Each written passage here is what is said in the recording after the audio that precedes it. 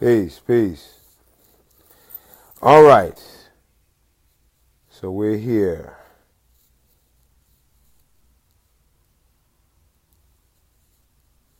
Excuse me, I've been having a whole bunch of technical difficulties. For some reason, FB Live is going back and forth whether it wants to work on my laptop or not. So I'm now on my phone.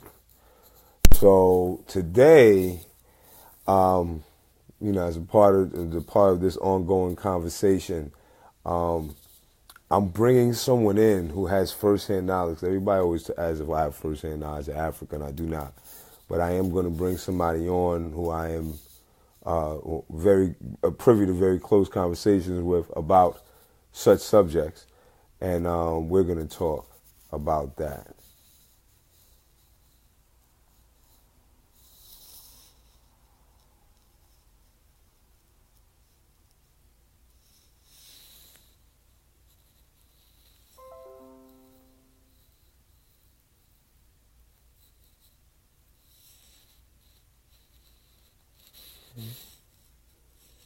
Okay, Dad, you might actually have to log on your phone. So if you can, try to log on your phone. It might work better on the phone. But anyway, so that's basically because we have this. I don't know what I would say is because we have this romantic idea of things far away. We forget about the things that are right in front of us, and we don't utilize what's going on here in this atmosphere. We ignore that and we say, well, when we get back to Africa, we can do this, and Africa is going to be such a better place. And I really don't think that people get, you know what I mean? I think that people oftentimes, because of the romanticizing of stuff that's not in front of my face that I can see. Dad, Yes, you're there. I'm here. I was trying to connect to the computer, but I guess that didn't quite work. I don't know. Again, like it's like that conversation we was having about Apple product. I guess Apple has now taken a hold on the live videos through Facebook, and you got to have one of those special Galaxy phones or an iPhone to do the live now, because it's giving me a hard time on my laptop too. Well, I'm here. All right. So, Well, we figured it out. So okay. I hope you're all charged up. I hope so too. But yeah, I guess we get started with talking about, well, for everybody, this is my father, John Foster Bey, Dr. John Foster Bey. Excuse me, Dad. But well, no. Well, excuse me, but welcome to the I call BS radio, the I call bullshit show. Welcome. well, thank you. And I just wanted start talking about a little bit about your background. Like, where did you grow up, and how did you get into to, I guess it'd be like sociology and economics, right? Yeah, though I kind of my purview is sort of multidiscipline. Okay. I grew up in New York City. Well, I actually grew up in the South Bronx in Queens. If you're from New York City, you realize the only place that's actually the city is Manhattan. So since I didn't grow up in Manhattan, I grew up in the Bronx and in Southeast Queens.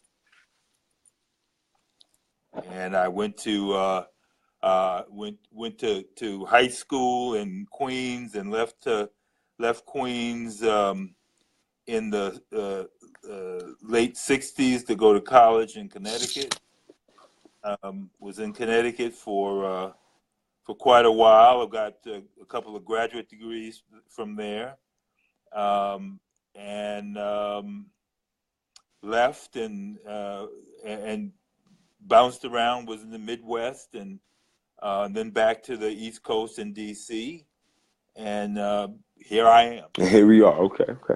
Now, anytime I end up in Queens, right, and I run into people that know you from back in the day, they always talk about how you were like a genius and you knew like Russian and stuff like that. Nobody about all that, but yeah, well, it's interesting. When we were still in what is now called middle school, but back then it was called junior high. All of us wanted to be scientists and engineers, and so we were told at that time that one of the things you had to do was take foreign language, and if you want to be in engineering or in science, you had to take either German or Russian. And I look back and I can't quite figure out where the German part comes from. But a lot of the scientists were German after World War II. But I decided to take Russian, and studied it for a couple of years. Never really got very good at it. A few words here and there, but I wasn't quite a prodigy in language. Well, I guess in the hood, like knowing, being familiar with Russian made you a prodigy. I guess. But so you studied in Connecticut, and I know you went to UB, of course, and you also went to the University of Hartford for a while before you got to Yale. Yes. So at what point did you so I know that things I know about my father, that I know at some point you were studying history for a while. Yeah, I was. Fell in love with history. I actually fell in love with history when I was still in elementary school. My father, your grandfather, was a big history aficionado. He used to have first books I ever read were books on the rise and fall of the Roman Empire. I mean, he had a kind of a little library of historical books and ideas, and I got into that. When I went to the University of Bridgeport, I went there originally. Well, I went there on a athletic scholarship, and originally I was going to be an engineer, and decided that engineering really wasn't my thing, and so eventually I switched to become to get into both sociology and history. Was really happy with that decision. When I graduated from the University of Bridgeport, somewhere in there, I thought maybe I might play pro ball.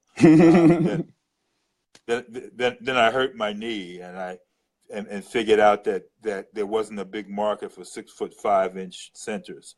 So had to change the whole learn everything else would be a power forward or something.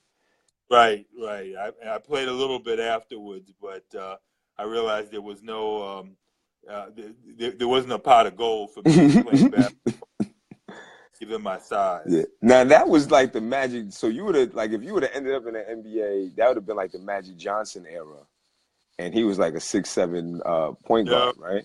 Before that, before Magic Johnson. I'm flattered that you, but no, it would have been before that. Magic is a bit younger than I am. Okay.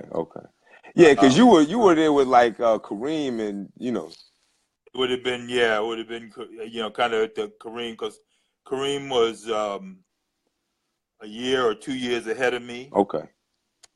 So it would have been, I would have started an MBA a year or two after his rookie year. Okay. So that If I had been, mid 70s. yeah. So mid 70s. But that alone should tell you something, because as I said, I was a 6'5" center, and that's who I had to play would have to play. Right, that'd been difficult. Yeah. unless you got on the Lakers. Yeah, well, you would have to play against him. You had to play. Yeah, right. No, I'm not going. You're right. If I could be his backup, or maybe by that time I would have figured out how to be a guard if I could shoot a jump shot. Right. But so you ended up getting into sociology, and I know of many people remembering you as being someone who was Afrocentric. Is that a fair statement? That's a fair statement. Yeah, that's a fair. I mean, I'd go so far as to say, though I don't think I actually describe myself this way, but I'd go so far as to say, looking back, I was a Black nationalist. Okay. So, and that was kind of my motivating force. I was very, very community oriented, very Black community oriented, and was trying to figure out how I was going to what I could do to improve the fate of the community. To invest myself in helping our people get over the hump, if you will. And my first job out of undergraduate was actually working in what at the time was, I guess, considered one of the roughest housing projects certainly in Connecticut. Right. Maybe that was Father Panic, right? Was in Father Panic. Right. Yeah, I worked with young people there, and tried to help them. I worked primarily with what I guess now would be called troubled kids, but we didn't use terms like that back then. Right. They were just young people. They were all a bit younger than me, but they were I had just graduated from college. They were in high school, and what I tried to do was figure out some ways to help them get over the hump, help them get in, finish their education, go to school if that's what they wanted to do, or find some work, or just mostly just expose them to a broader world than the projects. Right. Appreciated that, having grown up, having spent a good chunk of my youth in the projects in the Bronx. Yeah, and excuse me that for anyone who's not familiar with Connecticut, Father Panic was a very, very rough project to be in at that time. There's some of my friends that may tune in are from there, but like Father Panic was like not your average housing project in Connecticut. But yeah, it was considered tough. Yeah. I mean, I was having been a fairly well-known athlete in Bridgeport. I was kind of lucky because I had a connection. A lot of young people there knew me from the playgrounds in Connecticut, Right. and so I didn't have much difficulty, and there was some connection that happened. So there was actually a sense of, okay, I trust John. Right. And that's a big part. That's a big part that people don't realize, is that it's a trust factor. If people view you as a stranger, or as an other, like anywhere else, you're not gonna have a good time. Or if they know you for not being, you know what I mean, you're gonna have a hard time. And that works in the projects, and that works if you can get people to trust you, then you can enter into those communities and be able to affect some good. But a lot of times people aren't trusted. A lot of times people coming into those communities aren't trusted.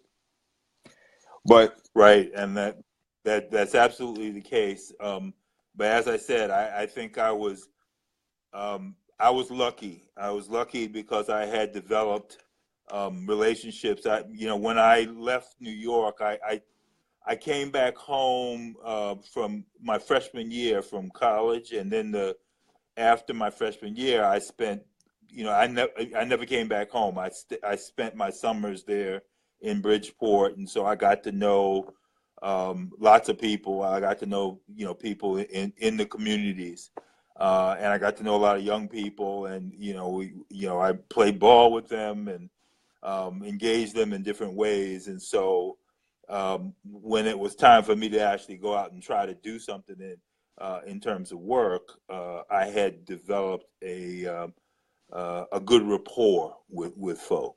Okay. Okay. Now, when you going back to the college, because I feel like that's kind of pivotal. So going back to college, and even in the work that you were talking about doing there, do you think that like we talked about a situation where a neighbor's house got robbed and grandma sent you over there to help out, Yeah. and then with grandpa being the family being kind of heavy into the Moorish Science Temple, especially while you were growing up, do you think that those things kind of led you to that path? It's interesting. What led me to that path, to my, at least initially to my path, was your grandfather. I mean, he was, in many ways, he was a quiet but very powerful man. He never went to college, but he continues to be the smartest man I know. I mean, he's long past, but talking to him, engaging ideas. I mean, we didn't always agree. I mean, there were times when I was, I was going off in directions in terms of, that he thought weren't helpful.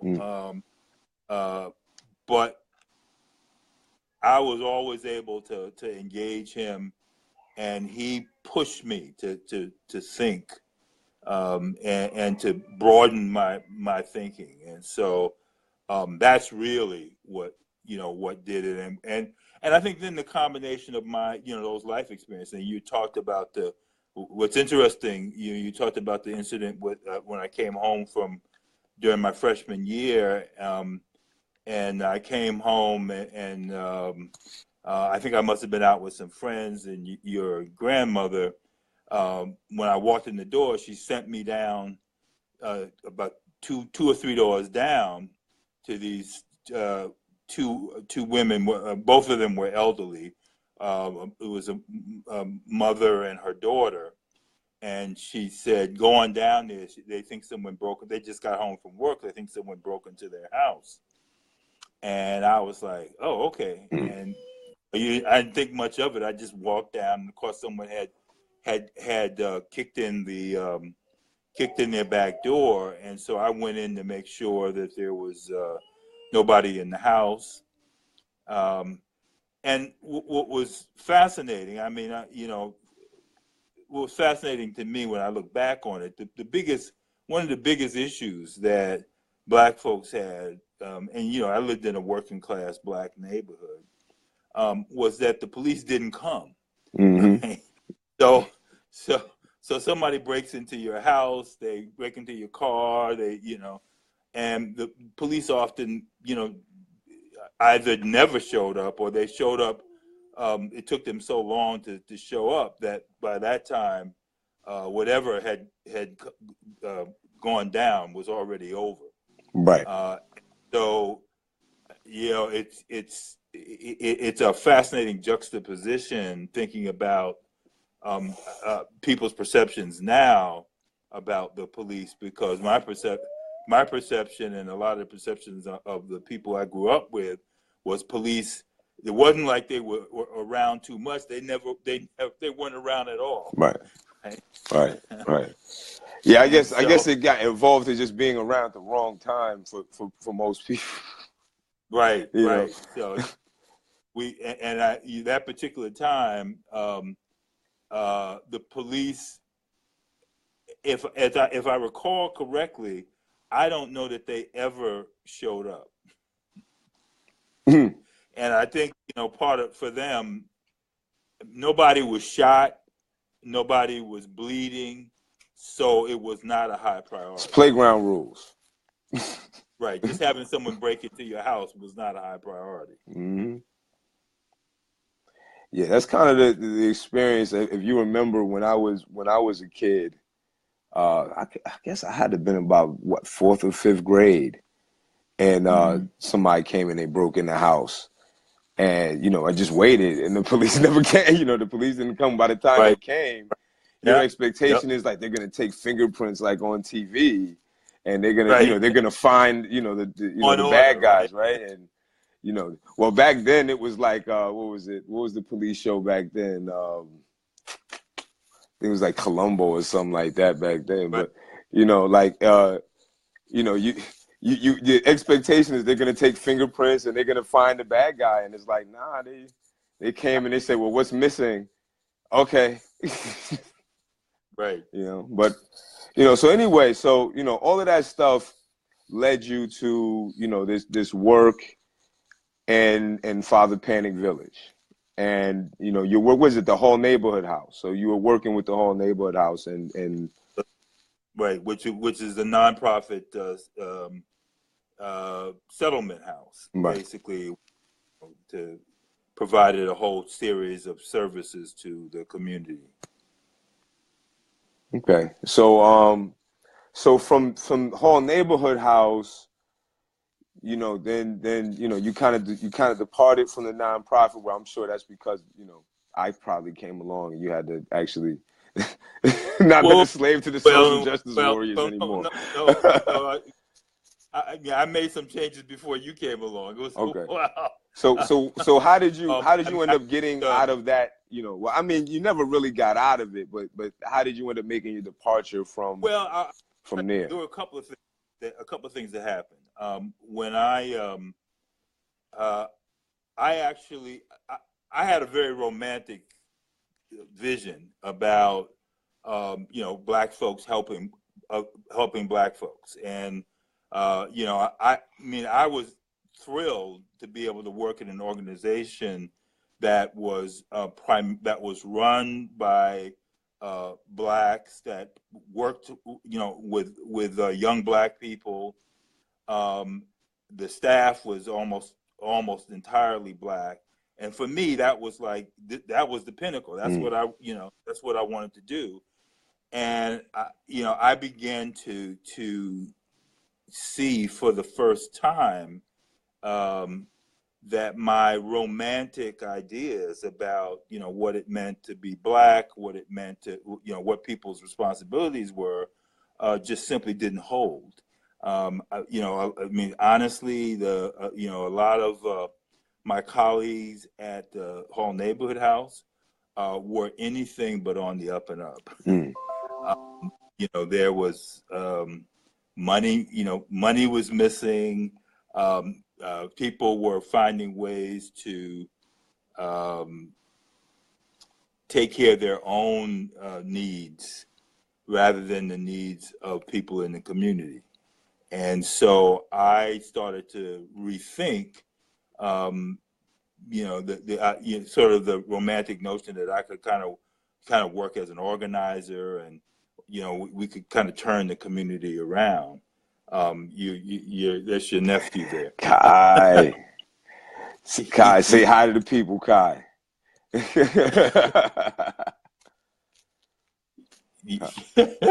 He's gone now. He's like, he's shy now. Yeah, but and so I started thinking, well, what should I? This isn't what I thought. What do I do next? I'm still committed to making change, but how do I do that? Right. And so someone encouraged me. You're my best friend, your Uncle Ray. Okay. Encouraged me to go to school and get my master's in public administration. I I was able to get into a program that was supported and funded by the Housing and Urban Development. So that was Department. UHA. That was HUD. No, I mean that was that when you was went to the, UHA, University of Hartford. Oh, you mean? Yeah. University of Hartford. That's what you called it? Yeah. Okay. Well, that's what they called it when I went there. It was UHA. I got. So I thought that was a thing for a long time. Kai, you're gonna be famous. Okay, Kai. All right. Let Oh, talk. You know your cousins are sleeping, right? Yeah. Oh, you do? Okay. All right. That was a hint. But I started rethinking whether it was, whether I needed to really think more about broader policies. And so I saw the opportunity to get a degree in public administration and possibly work in city government as a way to think, kind of work through at a broader level, working on policy issues, and not just trying to work in in a nonprofit. Right.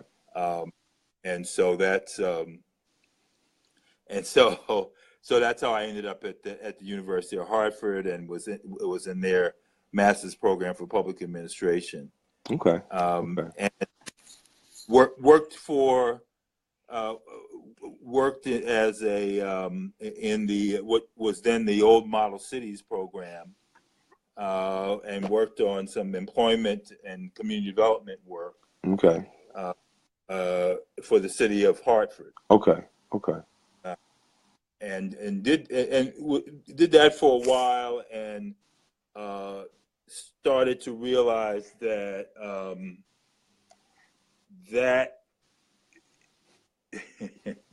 okay, buddy, and started to realize that that didn't seem to be doing exactly what I was hoping for. Right.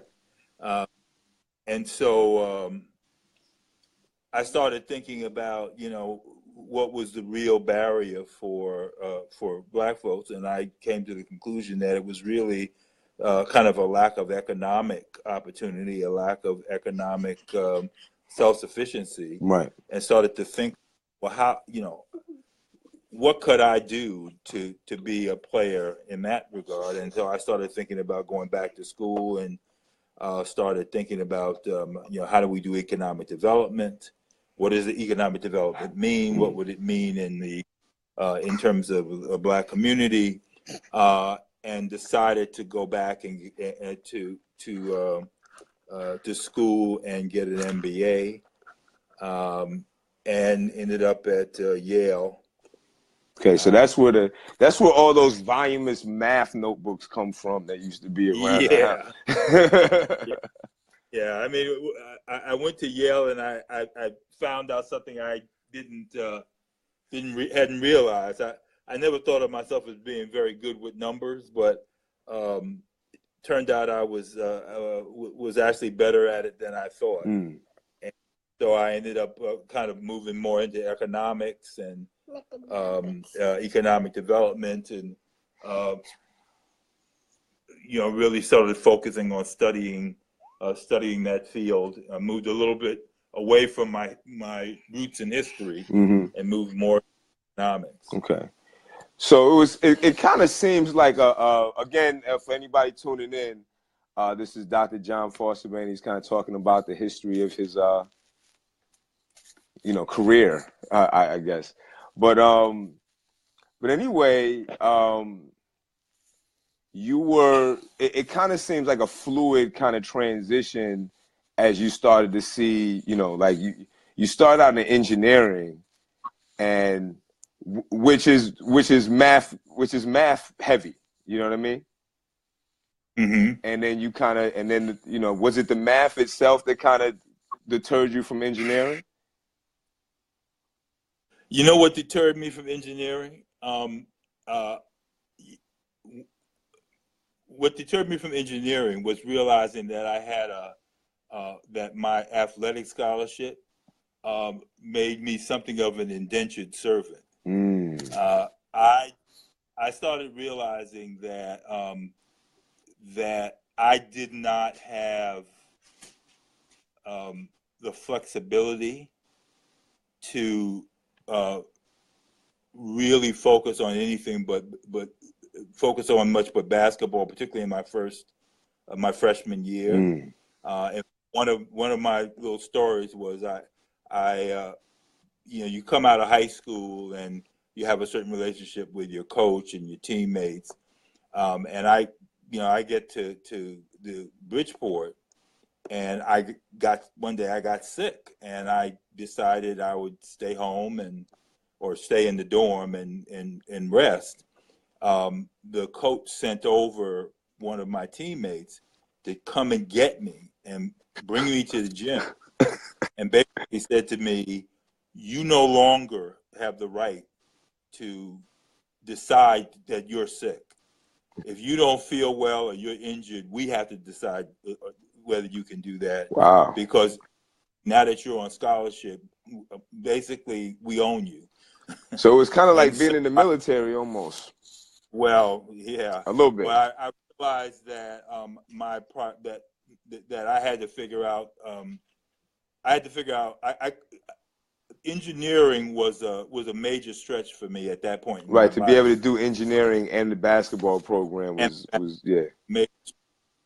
And so I decided that to move out of the engineering for the time being. But I think I also realized something else. I realized that I didn't like it as much as I thought I was. I mean, what I really loved was history. I loved history, and as soon as I made the decision to switch out of engineering, at that time you could be undecided, which is what I was for, and then started taking history courses. I was just a much happier camper. Right. Okay. So again, like I said, like the fluidity of going from history to kind of like a social kind of background, and going into then studying policy, and then going into economics, because at the end of the day, like economics kind of runs all these other you're not going to get any of the other things without economics. Honestly, I became something of an economic determinist at that point. I believe that economics, that if we could get control of our community's economics, then that would be the key to success. Right. Well, that's still the talk of the day. They're still talking about economics and the black dollar, and so on and so forth. But so the big. I used to believe in what's called technically in the economics profession, you call it autarky, which is the idea that the black community could develop from within. I think both my education and my experience has raised questions about the validity of that approach. Yeah, well, we'll be getting into that, I guess, as we continue. But that's a very, that's very foretelling, I guess, as the rest of the story goes. Right. So you got this MBA, and I know that in my lifetime you were working at American Can. So, right. Well, remember, yeah, and when I started to get my MBA, that's you actually were born a few months before I started. Okay. Well, that's the part. Well, that's why we got to spend so much time together, I suppose, right? Between your back injury and you being in school. Right.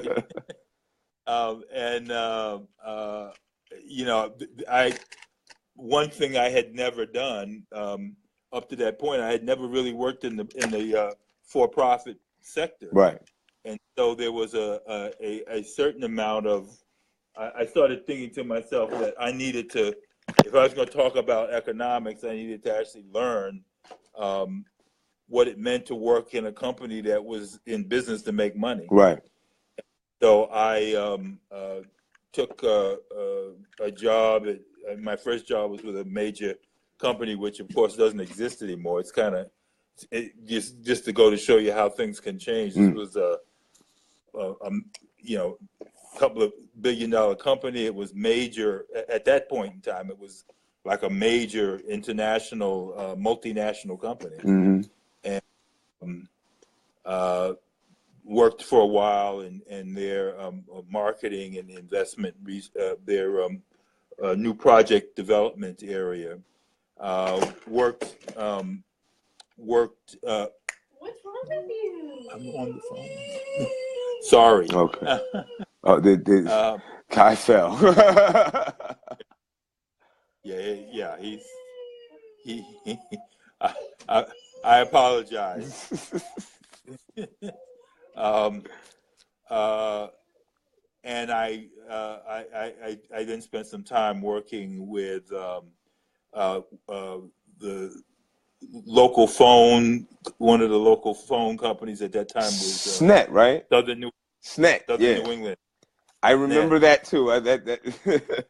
Yeah, just before they the whole breakup of the Bell system, which was a pretty exciting time because I was part of a unit that looked at new business opportunities, which was something that they never did before, because they, when they had an idea for something, they'd just go to the Public Utility Commission and say, we want to do this, and they'd make everybody pay for it. Right.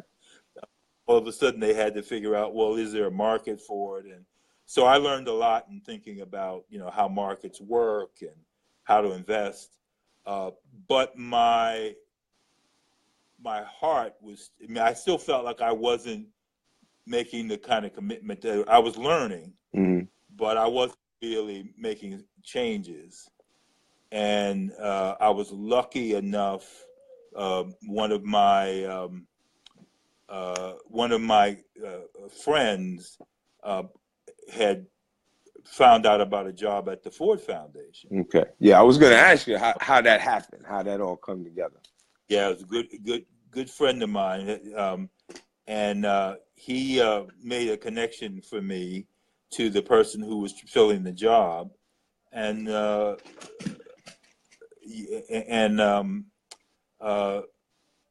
make a long story short, I was offered a position at the Ford Foundation, decided to take it, and it gave me an opportunity. Initially, most of my work was done working on with low-income communities in the U.S. Because I had a combination. Because of the combination, I had a kind of a policy background and also investments. I did a lot of work on economic development work, and I worked in Detroit and in Oakland in the Bay Area. I worked in Mississippi and in the South. So it was. So just to stop you real quick. Now, at this point, sure, would you still describe yourself, or could you still be described as someone who would have held Black nationalistic views at this point? I think the answer would probably have been yes, but I'm not sure I would have. I'm not sure I would have thought of myself as a strong Black nationalist. I still sort of thought about that. I still had certain, what I think of now as fairly romantic ideas about, the Black community development and Black solidarity. I had an analysis of how quite frankly, that most of Black people's problems were the result here and around the world was the result of white people. So I think anybody tuning in will probably feel the same way for the most part. But so at that time I held that, but I have to admit I was starting to it was starting to evolve. Okay. So when you got to like a city, like, cause you know, that's a kind of, in my mind, is like a stark difference between like a Mississippi and a Detroit and an Oakland. It kind of seems like very different cultures. What were the kind of things that you saw? Because this was to make things clear for people, right?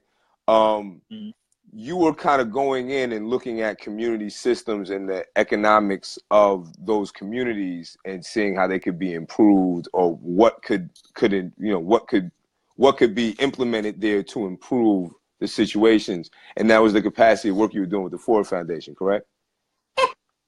Yes, and often that was manifested in trying to find a project that we would hope might be a leverage project, that might start something going. I mean, you know, you have to understand, even though the Ford Foundation, relatively speaking, had a lot of money, the nature of the problems that you're looking at, you weren't gonna. We're gonna fix them with a couple $1,000s. Right. You know, even putting $1 million or a couple $1 million in some of those places was not enough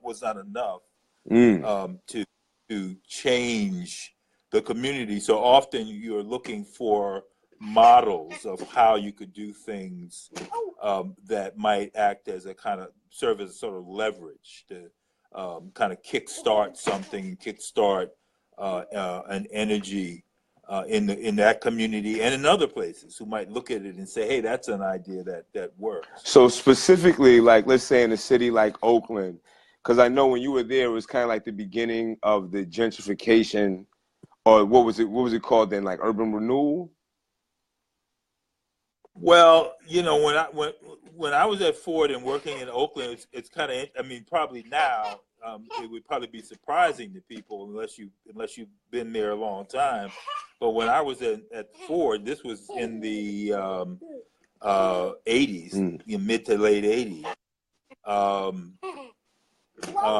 Oakland was not considered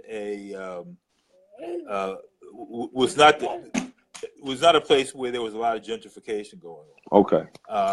That was being reserved for San Francisco and other places. And honestly, the assessment was Oakland was kind of considered the black city in the Bay Area because, you know, as San Francisco developed, they essentially developed all the black people out of San Francisco.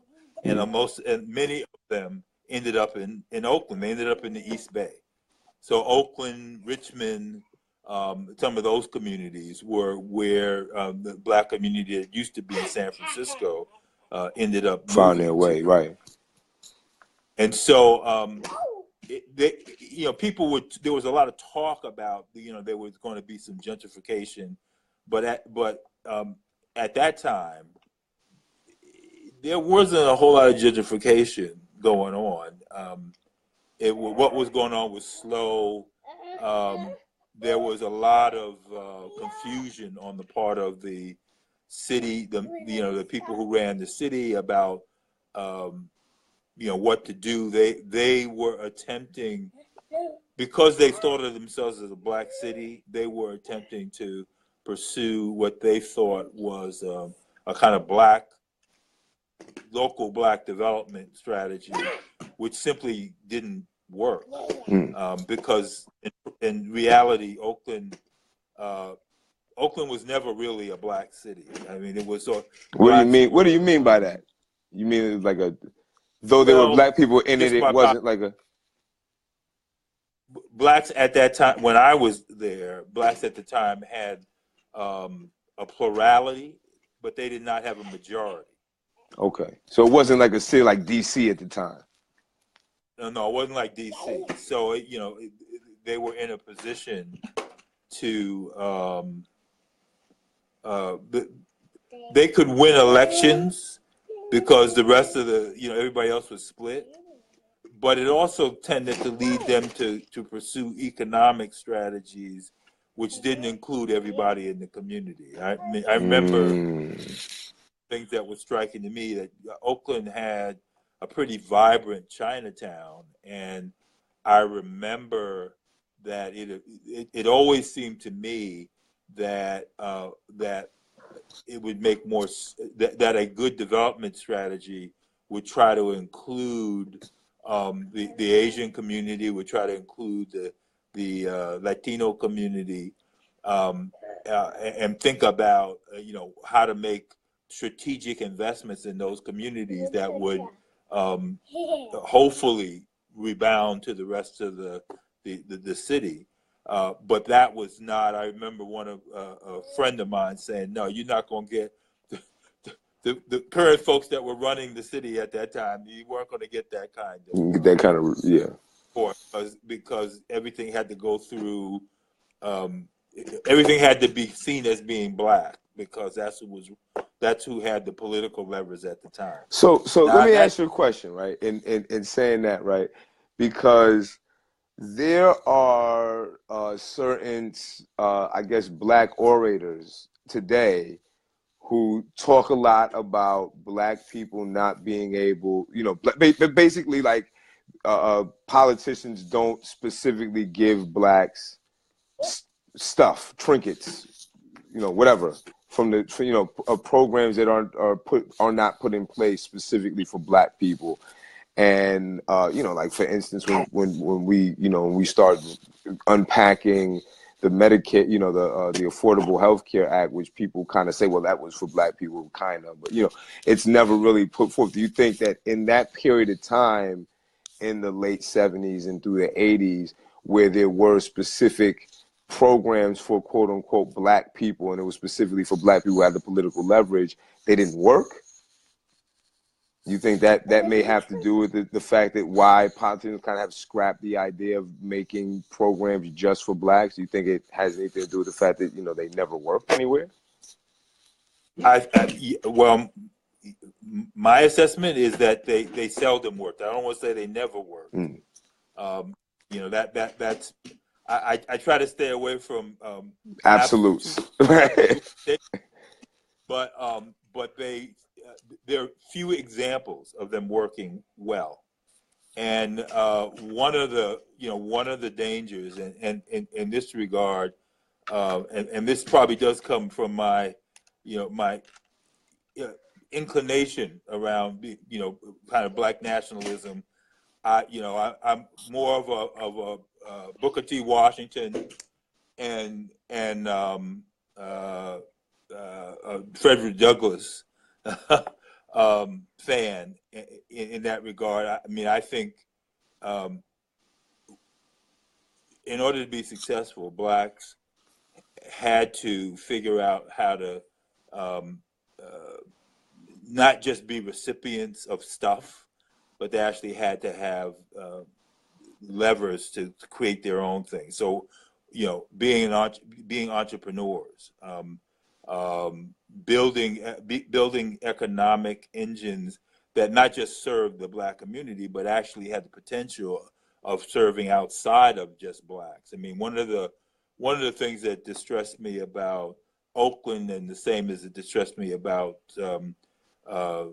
Bridgeport when I was there, was the sense of a small, a black elite, often who had gotten control of certain political levers and certain institutional levers that pursued policies.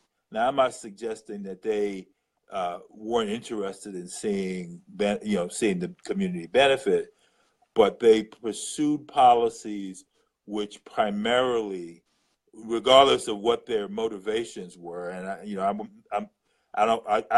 doesn't feel like I want to be careful there, because I wasn't in their head, right? But they pursued policies which, in my judgment, did not aim to produce a independent, self-sufficient community of people. Instead, they pursued policies which increasingly tended to make folks dependent. They became dependent, initially on the city doing something. Then they became dependent, on the money and resources coming from the state, and then eventually more and more resources coming from the federal government through these different channels. Right. And I think that tended to stunt the development of things like entrepreneurship, of the idea that that Black folks' success, that they were agents. I mean, one of my big complaints, if you will, or critiques, I saw a lot of it then. I see even more now, is the sense that Black folks don't have agency, that they're victims, and so because they've been so victimized by slavery, by Jim Crow, we got to figure out how to help them. Right. And those poor Negroes. Or poor people of color. Right. Or whatever catchword it is now, like those poor people. How can we? What can? Because I've heard this before. I've heard this before from upper middle class to upper class whites before, where they'll say like, well, what can we do? You know what I mean? Like what can be done for your people? That kind of thing. And I'm kind of of the opinion that like no one from the outside can really do much, but not purposely not patronize a Black business. You know what I mean? Well, let me say, I'm not against getting resources. I mean, Black communities are terribly under-resourced, and so I'm not against. Well, I'm not saying that, but what I'm saying is that people shouldn't be seeking to be supported by some outside source for their personal needs. Well, let me say it like this. There's or seeking to do so. You know what I mean? There's a difference between thinking about using resources as investments to help you progress, and just as a way of maintaining yourself. Right. And I think one of the challenges that has increasingly emerged for Blacks is that they've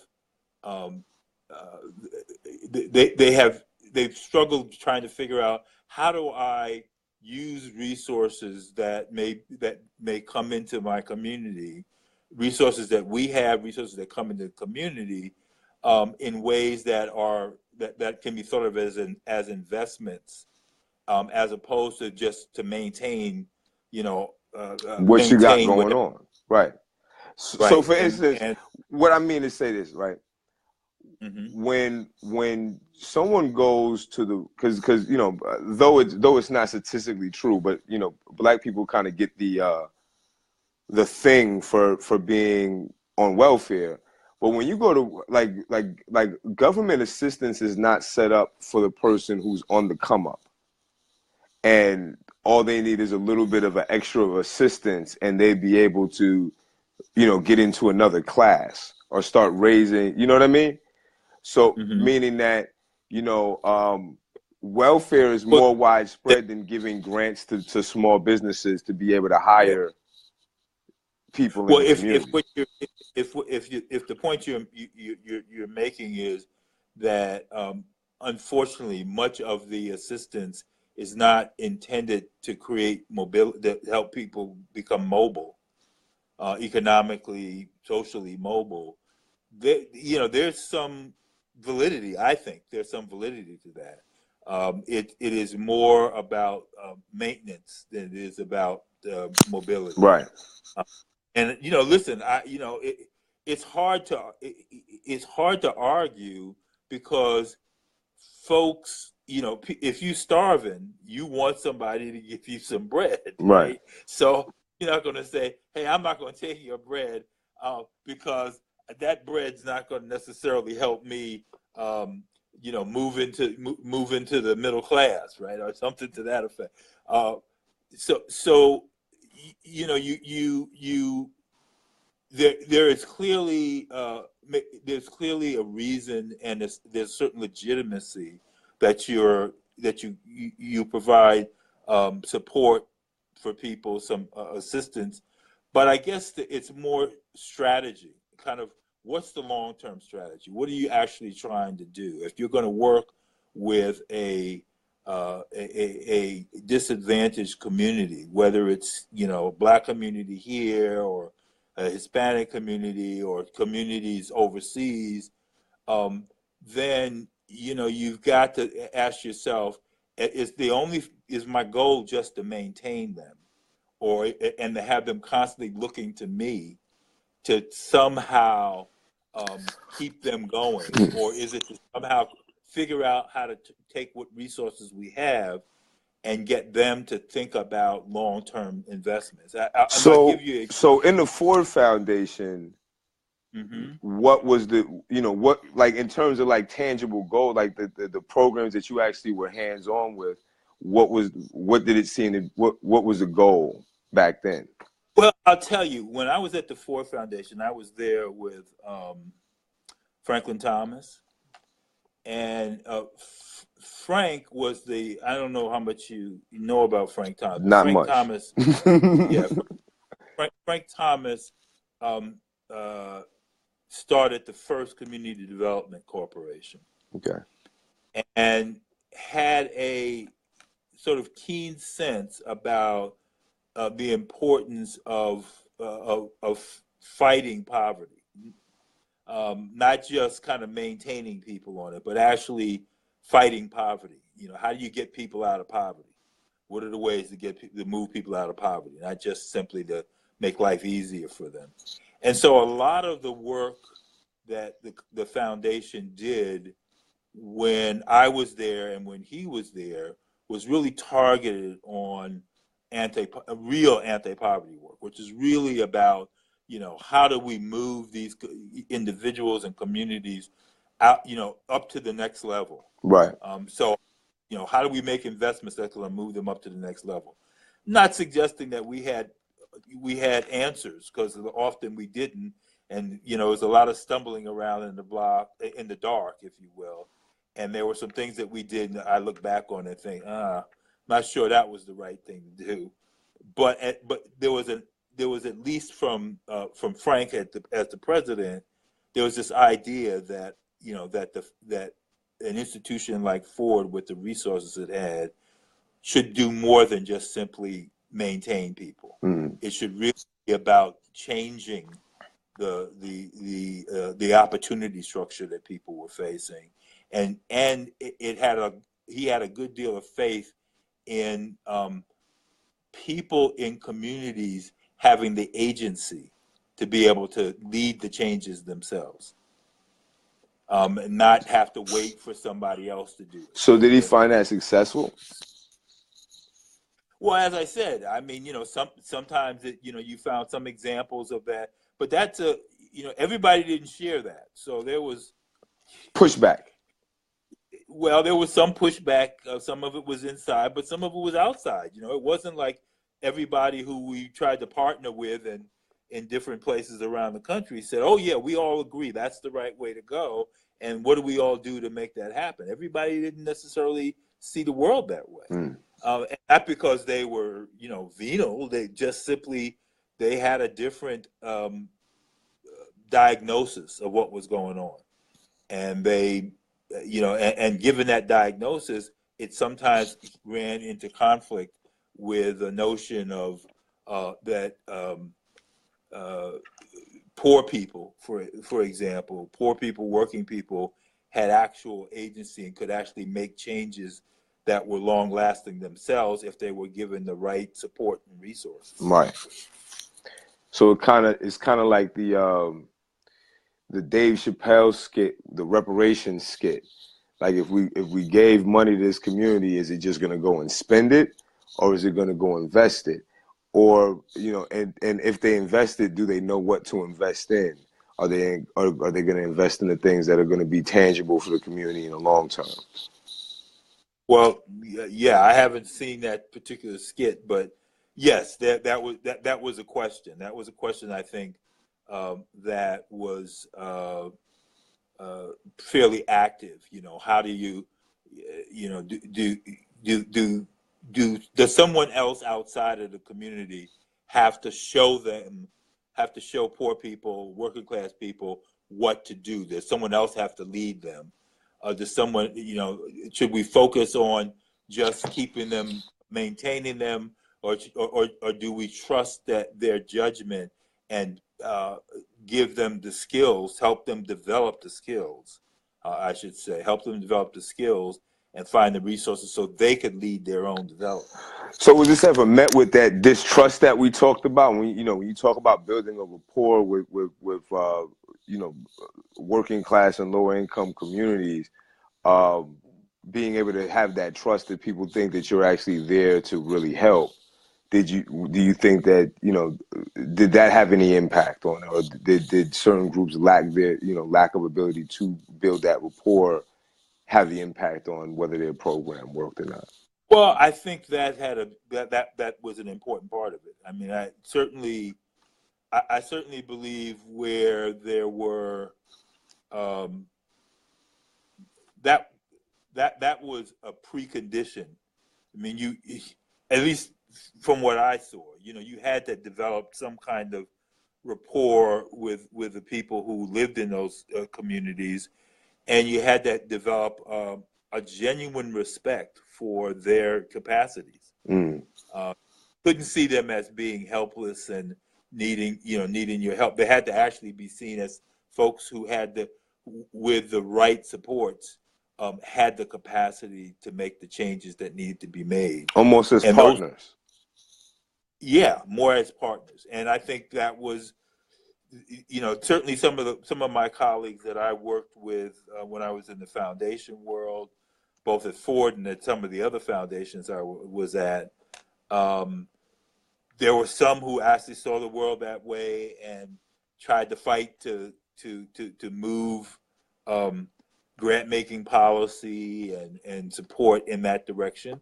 And there were others who were well meaning but just didn't see the world that way. Right. So now we get this kind of impact from what was going on in America. Kind of what I'm getting is that was what kind of went on in the States was kind of just what made it difficult was there was never just one idea, or maybe there wasn't enough funding to fund all the ideas so that everybody could kind of have their shot at what they thought was right. And perhaps maybe it needed to be tested in that way to see what worked. And would you say it wasn't like maybe enough resources to be able to really figure out what worked and create a model that worked? Yeah, that's a good point. It's an interesting point because one of the things I think I've come through all this with is I sort of believe in the,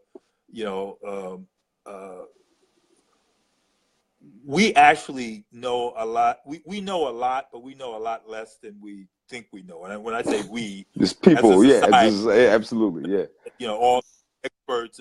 We know a lot, but we know a lot less than we think. And so, for me, allowing people to experiment, trying different things is critical to finding success. But you're right. The problem, the challenge is that resources are limited, and so you're always trying to say, okay, how do I adjudicate? How do I evaluate between putting resources in this experiment or putting resources in over here in this this particular opportunity or pilot? And you miss I know I recommended things that that I thought might make some sense that just missed the mark. And there are other things that I know I missed when I had the opportunity to make some funding decisions that You know, as I said, I missed the mark. There were some things that I felt like, hey, this is a great idea, but most of what I remember was because there was limited resources, there was probably more of a tendency to miss a lot of great opportunities.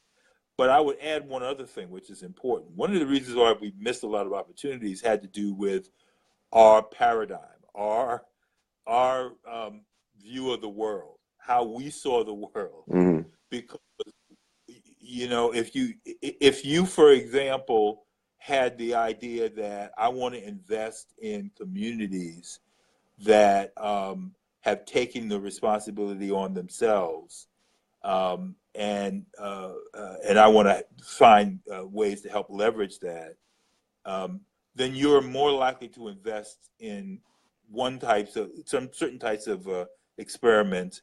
Whereas if people who had a different perspective, that if they said, "Listen, you know, um, folks don't know what they don't always know what they need, and Right. so we ought to tell them." I mean, for example, I remember having some strenuous dialogues with some of my superiors when I was still at the Ford Foundation, because I actually thought that we ought to be more about allowing the people in the community to lead the change efforts, and to identify the change efforts themselves. And a lot of several of the people my colleagues who I reported to, they believed that they needed to have an elite from outside the community. So when you talk about someone from the inside of the community being able to lead the change, like specifically what does that communicate as? Like a local preacher, You politician, know, or what do you mean? part of it is, and this is always. I mean, this is one of the challenges I thought that we had when I was in the foundation community, and that is often it's hard to be that prescriptive. You don't. I can't necessarily say whether this person is going to be the right leader in this community.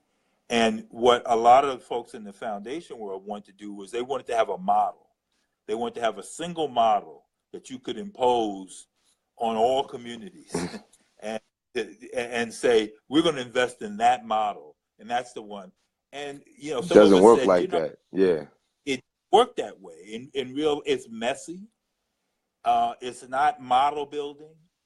It is process oriented, and you're looking, and sometimes it'll be, the local pastor. Sometimes it's a teacher.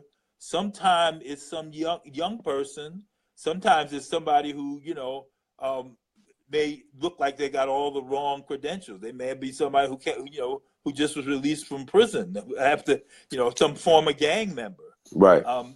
But it's contextual, and it is starting with a deep respect for the community itself and the capacity of the community, which by the way doesn't mean that communities are always right.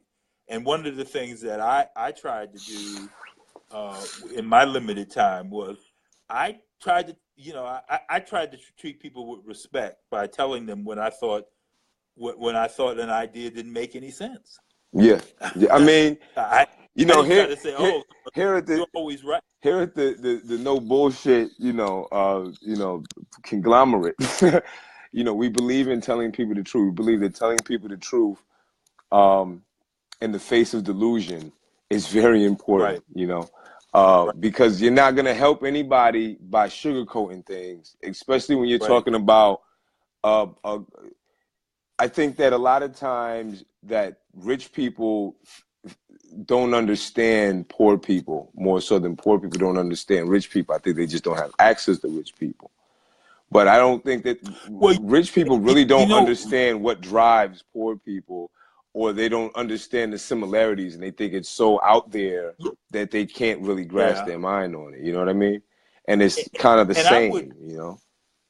Yeah, and I would not make the differentiation between like rich people and poor people.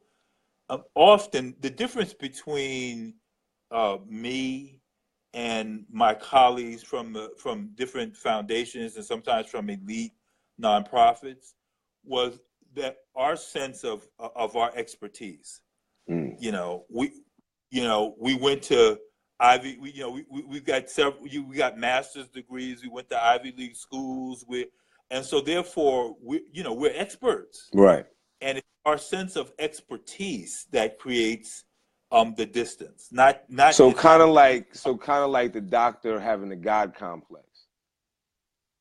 A little bit. Though the medical doctor rather, yeah. Yeah, no, I understand. Though a little bit like that. Though I would be a little less harsh, but I think it you know, I'm very harsh. That. But I think our training, our sense of our own expertise, often make it difficult for us to take other people who look at the world from a different perspective that we don't share. Seriously. I mean, we automatically think we've already got an answer, and it's just a question of us implementing our answer and getting everybody to implement the answer. At the same time, you can go in. I work with some folks. I remember when I was in Chicago, I worked with people who basically kind of said almost like whatever the community wants, you do. And I'm like, okay, but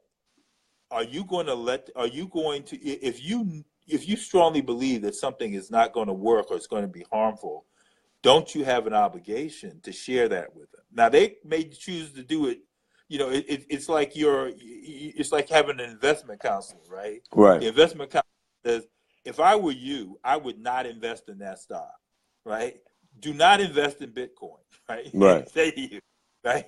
Because you don't know. Here's all the reasons why you don't want to do that, and you'd be much better off putting your money over here. Right. Now, in the final analysis, you say I'm gonna put my money in this Bitcoin, right? Right. You'll make the decision. But if the advisor is doing his or her job, it's not to make you feel good. It's to make sure that you don't lose all your money. Right, and they will share with you their honest expertise and their honest opinion. And I think. So, do you think that affected that has affected that work? Because I mean, like, I kind of feel like my ability to go into that world and work was a lot of me being that community person that may not have fit on paper, and people kind of saying, well, he knows what he's doing. And, right. and seeing that I was able to go into communities and build a rapport, things like that made me more, they made people more willing to work with me because, whether they got along with me or agreed with me or, kind of got the way I looked at the world, they knew that if they had a project to do, that I could get the people to do the project. Right. But then, that also proved to be, but people didn't take me seriously. People with advanced degrees did not take me seriously because, the way I speak, the way I dress, etc. Yeah. And that is part of it. I mean, again, as someone trained as an expert, we tend to evaluate everyone based on our training and our expertise. Nothing evil about it. It's just that. Right. It just is what it is. It just is what it is. And it's really trying to figure out this balance. It is, how do I respect the capacities of people who aren't going to speak exactly the same way I speak, who aren't going to use the same jargon, who may come at this from a totally different perspective, while at the same time respecting them enough to say, I do bring something here, and just like the investment advisor, I, you know, it, I want to enter into an honest relationship with you, and so I should share with you um, what I believe I know, and it's up to you to take that along with all the other data, including the data of your own life, and then make a decision about what you think needs to happen next. Mm, okay. Okay. So now at this point, right? Because now this is before you started working internationally. Right. Would you I still still actually consider start. yourself a black nationalist Mm-hmm. at this point? Like once you got into the thing, you kind of went and you worked in the South, and you kind of went down into, because Jim Crow kind of was still going on in the South in the '80s, kind of, right? In a lot of respects, it was kind of still Well, dicey and things like that. technically, no. No, well, it And I wasn't like will you had to say, get off on the bus, but I mean, it was still kind of that well, there were atmosphere vested, of. but actually, I'll tell you this: when I was going down, I used to spend a lot of time in Mississippi in the Delta, and I was actually pleasantly, in some instances, surprised by how much change had occurred. Hmm. Uh, just in terms of which is not to suggest that, hey, everything was roses and everything was just great and everybody, but the extent to which things had changed was quite dramatic, and particularly for someone who was from the north, and used to talk about not uh, not wanting to go to Mississippi. And I remember a song. We used to have songs about I'll never go back to Georgia and things like that, because the image that we had of just how bad our people, black folks, were treated, Right. um, and the dangers was palpable. Mm. But my reality was, when I went down there, that wasn't what I was seeing. That the change had started to occur, and it was a positive change. Okay. Now people were still dealing with stuff. You still were dealing with stuff, and they still are dealing with stuff. But there was a significant change, and it was significantly different than my expectation Yeah. Because when I it's went. weird. Because So, like me growing but I up, started. the stereotype of the South was like that's Uh-huh. where all the racist people are, and the people that you encounter up here, they're nowhere near as racist as people in the South. You Yeah. know. But again, Yeah, like I've never been I to the hear that. Delta, so Yeah, I have to say, when I was 11 years old, I can remember being chased by uh, white folks, white teenagers, when I was integrating, when we were part of school integration, Mm. and they were chasing us with weapons, bats and stuff, Shit. and we had to. And my experiences about racism don't necessarily did not lead me to think that the only place I was going to experience racism would be in the South. Right, right. And so, Well, again, even though like I we had we those we didn't stereotypes, we didn't say that there wasn't racism in the North, but kind of in my generation, well, the perception of going down south was that, you know what I mean? And maybe that comes from a lot of TV and that kind of stuff. But that's kind of what we got. But again, like yeah, that I was surprised at the changes that had occurred, and the extent to which I saw at least some level of people treating each other like human beings. So would you say that Um, it was? Would you say that it was better in the Delta than it was in, like, let's say, the Midwest? Because that's also another hot spot. And now that they're talking about the Flint, Michigan, and that kind of stuff going on, like, do you think that the racism at that time was different than it was in the Delta? You know, I hesitate to make those kinds of comparisons. Mm. I to me, every place. Uh, this is a very large and complex and complicated country. Mm. Uh, you know, you could be you can be in some place in a community, in a city or a town, and you walk down one street and world and and it's one way, and you walk down another street and it's totally different. Right. And so Right. I like to make those comparisons. I think that for example, I was always told that Minnesota, for example, was this wonderful place where people were so nice. They would, and to a large extent, that was, I saw a lot of that, but I also saw a lot of things that, made me wonder. Yeah, made me wonder. It's funny.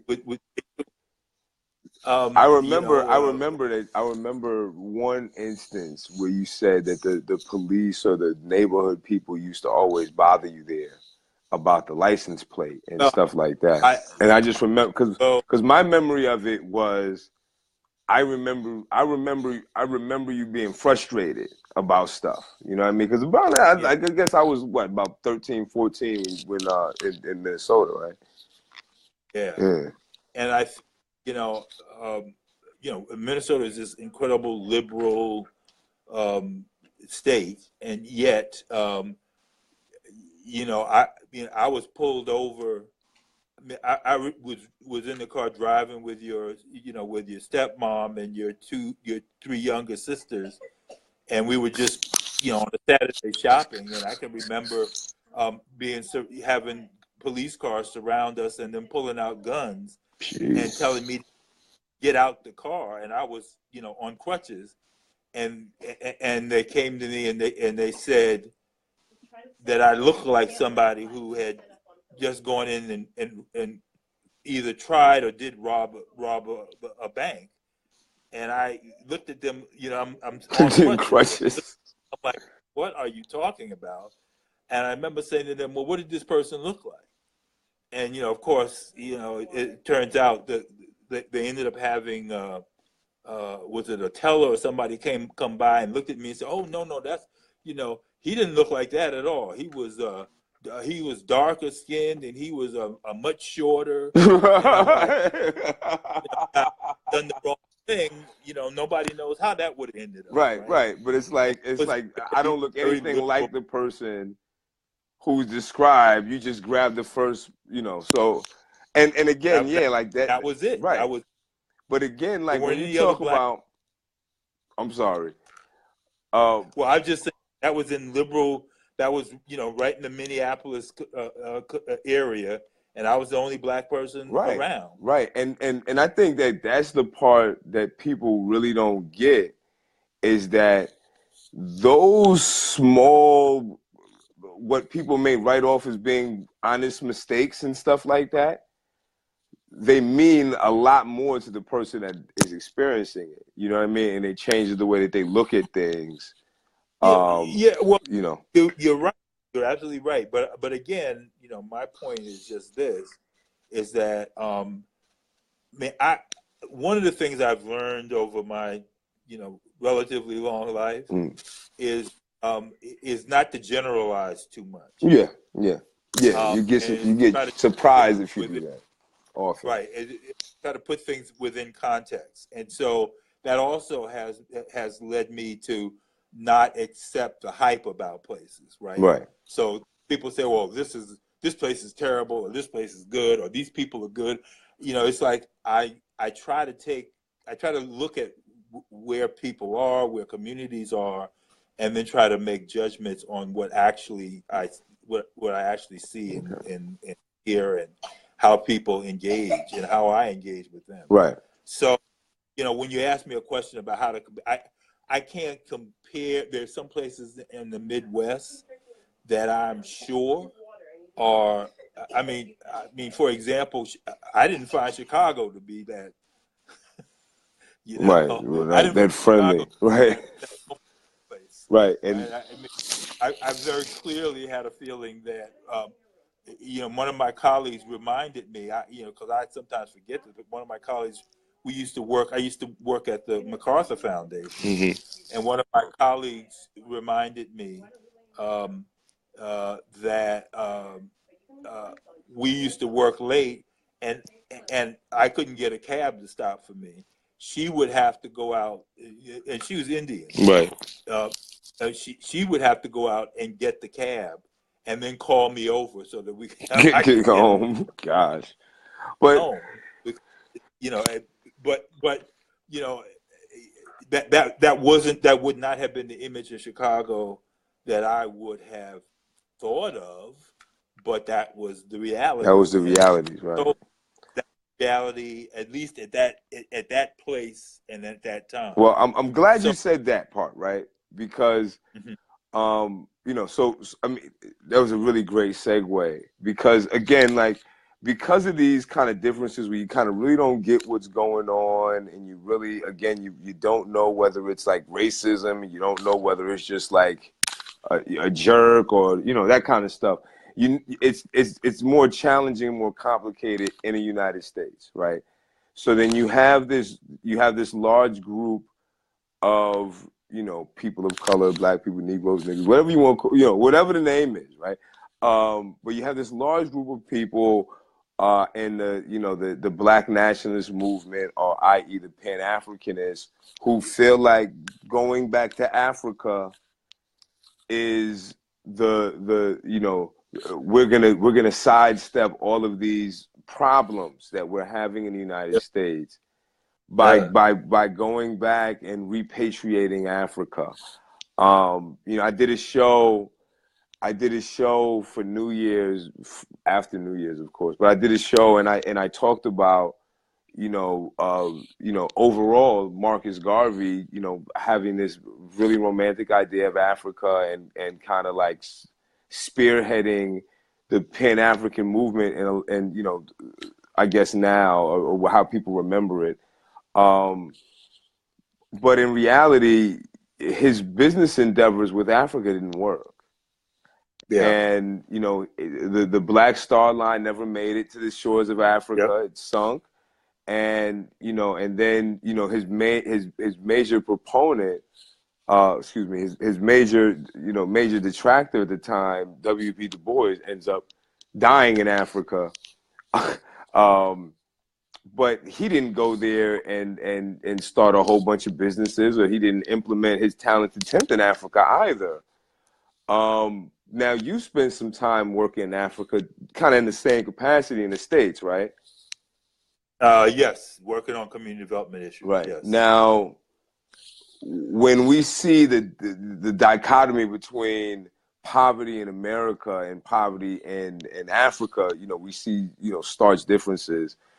Just access to utilities that Americans may take for granted, that Africans, really still, like, even if you look on some of the videos on YouTube and you look at some of the inventors, the African inventors, and they're inventing stuff like, we took these plastic bottles and we figured out how to make this renewable light source so that we can have power. And you realize that they're still going through the same power issues in a lot of respects they were going through in the 80s. Yeah. Well, I'll say this. I mean, I remember one of my first my first visits to Africa, to West Africa. I remember one of the brothers there saying to me that, and he's middle class. What we think of as poverty here is kind of like a pretty good life for them. Right. Just for reasons like you just met.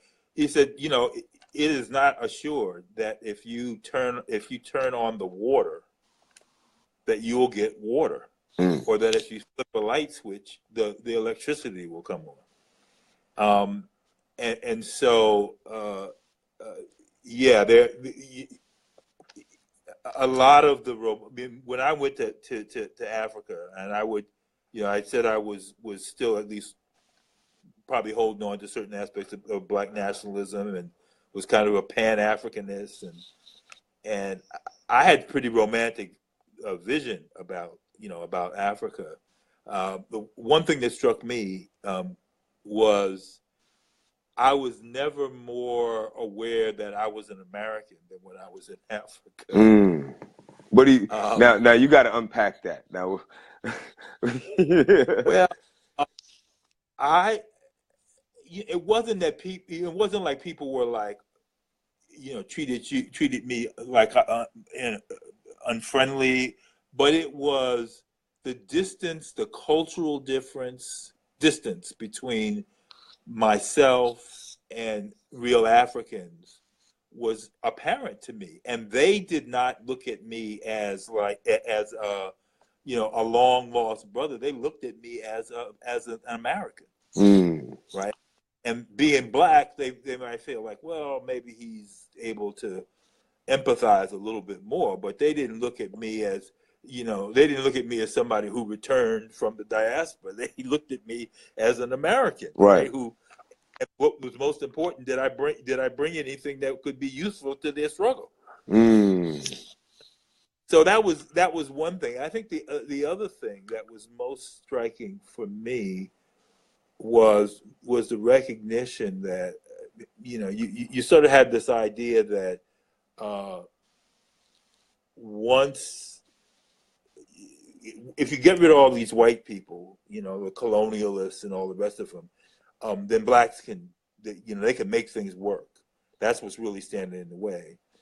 And when you get there and you start to find out that that may not have be the real case, that even though blacks are in control of the government, they appear to be, you turn on the TV and the faces you see are black, and the police officers are black, and you still you realize that that is, being black was not enough, or in that case, being black Africans was not enough to change the basic opportunities for people, for their citizens. And a lot of that seemed to me to be because I remember someone saying to me, Africans, the nation state is a new idea in Africa. It's still a relatively new idea, and people don't think about being Senegalese or being Nigerian or being Kenyan or from the Gambia or Cote d'Ivoire or where. They think about the tribal ethnic groups that they are a part of. And a lot of what happens is that whichever ethnic group captures the government reins of power, they tend to ensure that their group, and most of all, they and their families benefit. So all right. So this kind of draws a correlation in my mind right now. I may be out of there, right? But you talked about when you were doing community work in the States and there being like this elite group of people who kind of were making policy, and it was kind of like you weren't exactly sure whether they were, you know what I mean? Whether they were trying to help themselves or help the people and so on and so forth. So would you say that in Africa, that's compounded by, now you have a tribal hierarchy of whose tribe is better than whose tribe. And then within that tribe, you then still have the same social economical hierarchy of like, who are the rich families in the tribe who are going to benefit the most. So the trickle down becomes even more challenging in Africa. Well, it's almost, boy, I'm not, I think I understand the point, and I'm not saying that characterization doesn't have a certain accuracy to it, but it's something more. It almost feels more fundamental than that. It is, it's important to realize that, one of the things I was struck with was the recognition that the places that none of the places I happen to be in, right, there were no real democracies in any of these places. So society was organized. There wasn't even an attempt to organize society around what we argue about in terms of being a liberal democracy. And right. So would you say it was more about like customs and law, or was it not like clear-cut law?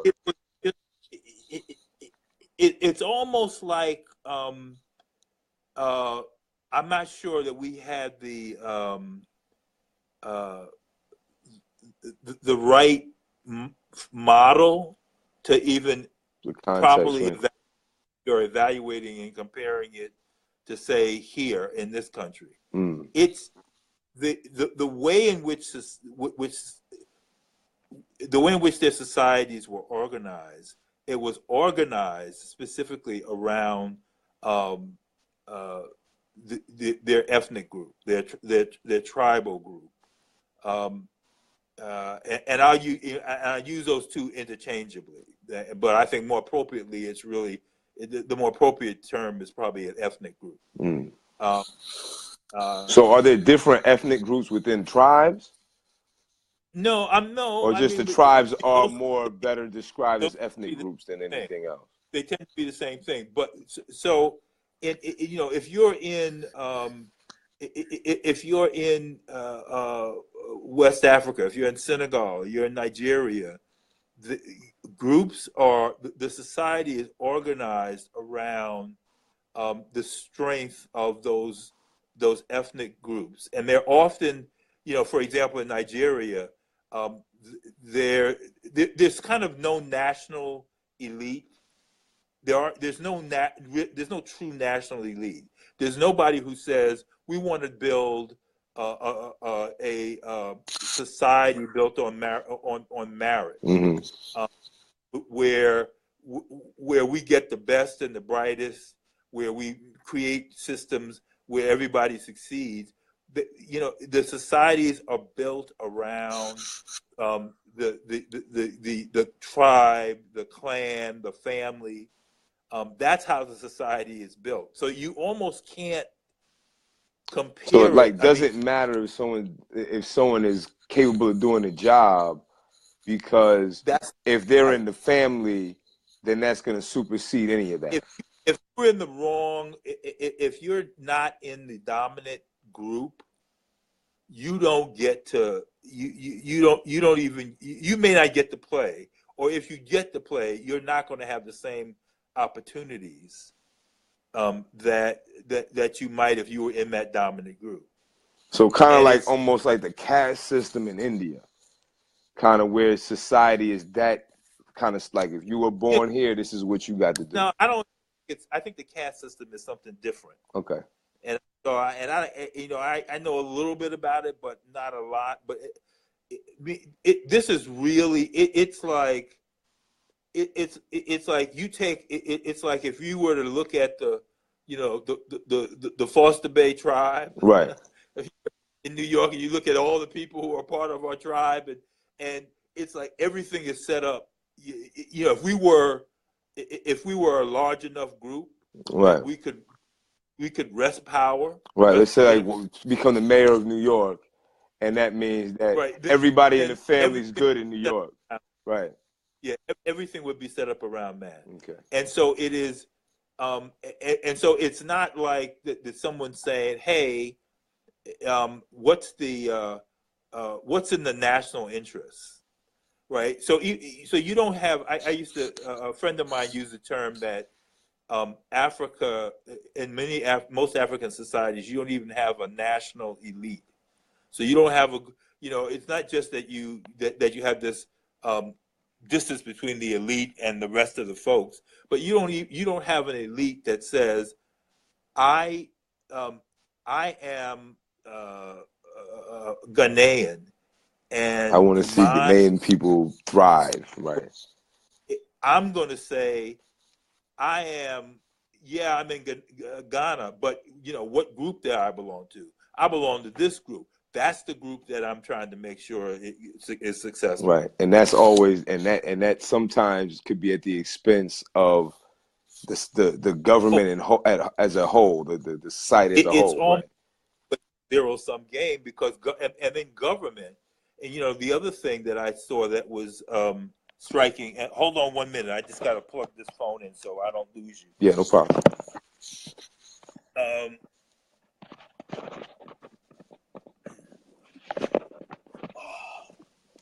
Don't hurt yourself. Don't hurt yourself, then.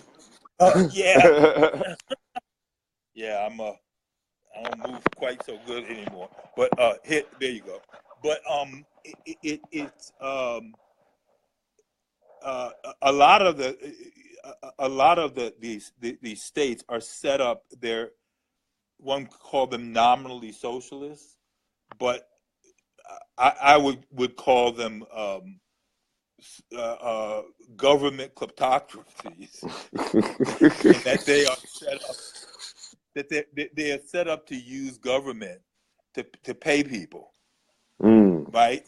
So it's not like I mean, here we argue about what's the balance between the private sector, and the market economy and government. In most of these places, everything goes to the government, and people get paid because they get control. Right. And if you don't have control of the government, you're not going to do very well. And of course, infrastructure building suffers as a result of this practice. Oh yeah. One of the things that's interesting to me, I did spent some time in Kenya. We did some work in Kenya, and there are these slums in Kenya. There's one I remember called Mathare Valley. It's huge. I mean, they're like cities. And if you go to the planners in Nairobi, and you say, "Oh, what about this area?" Mm-hmm. They're not on the map. Now, maybe that's changed since I was there. At that, hopefully but at the time, but I mean, we're not talking about that long ago. We're talking about maybe right. 30 years, not even 30 years ago. Yeah, 20, 30. But it was like they weren't even on the map. The planners would basically tell you that place doesn't exist. And so one of the things that you'd have most of the poor and working class population living in these slums. And one of the things you found out was people in those slums were loath to make any kind of investment because they knew that at the drop of a hat, a government official could decide, hey, we want to take that land. Maybe we want to build something on that land. We just want to take it. And I mean, someone told me about at one point they decided they wanted to take some land. The army decided they wanted to take it and build a soccer field. And that was it. It's like if you live there, then so then but you don't get services.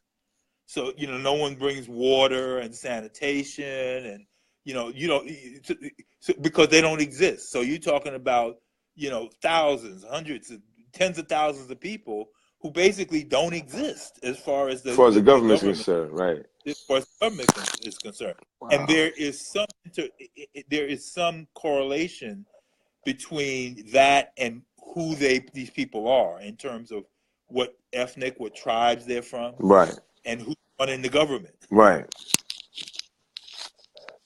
So it's just here's the big question, right? So if Black people in America decided to repatriate to some of these countries that you've experienced, do you see, like, being someone who's worked with, like, if we took all the all of the communities that you worked in the Midwest and then, and around the country, right?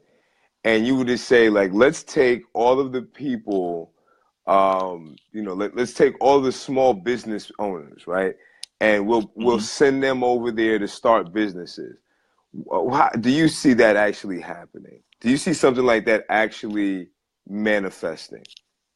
Well, my first impression is why would we want to do that? Well, I'm saying that, but people believe that they need to do that. So we can't. Yeah, well, people, I don't. and a lot of young people listen to these people, and what happens, in my opinion, is that then people come to America. People in America get this idea, especially they get college educated. They go to universities, right?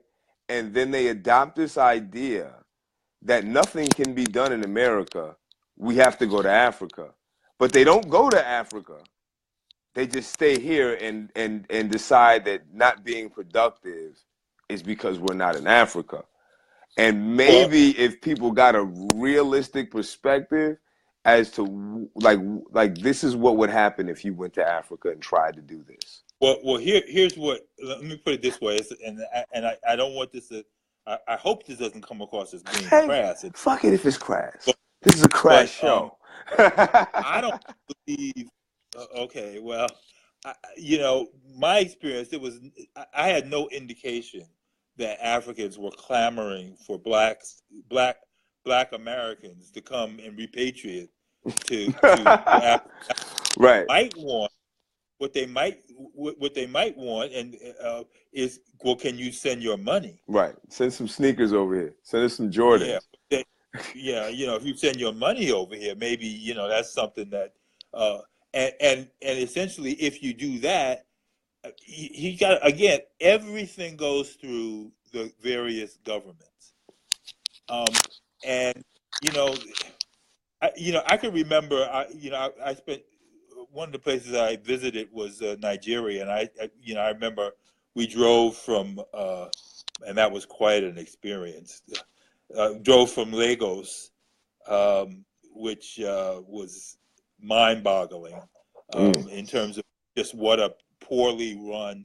If you want to understand what a poorly run city is, give the people some examples. Give the people some things that you would call from the expressway from the airport to the downtown.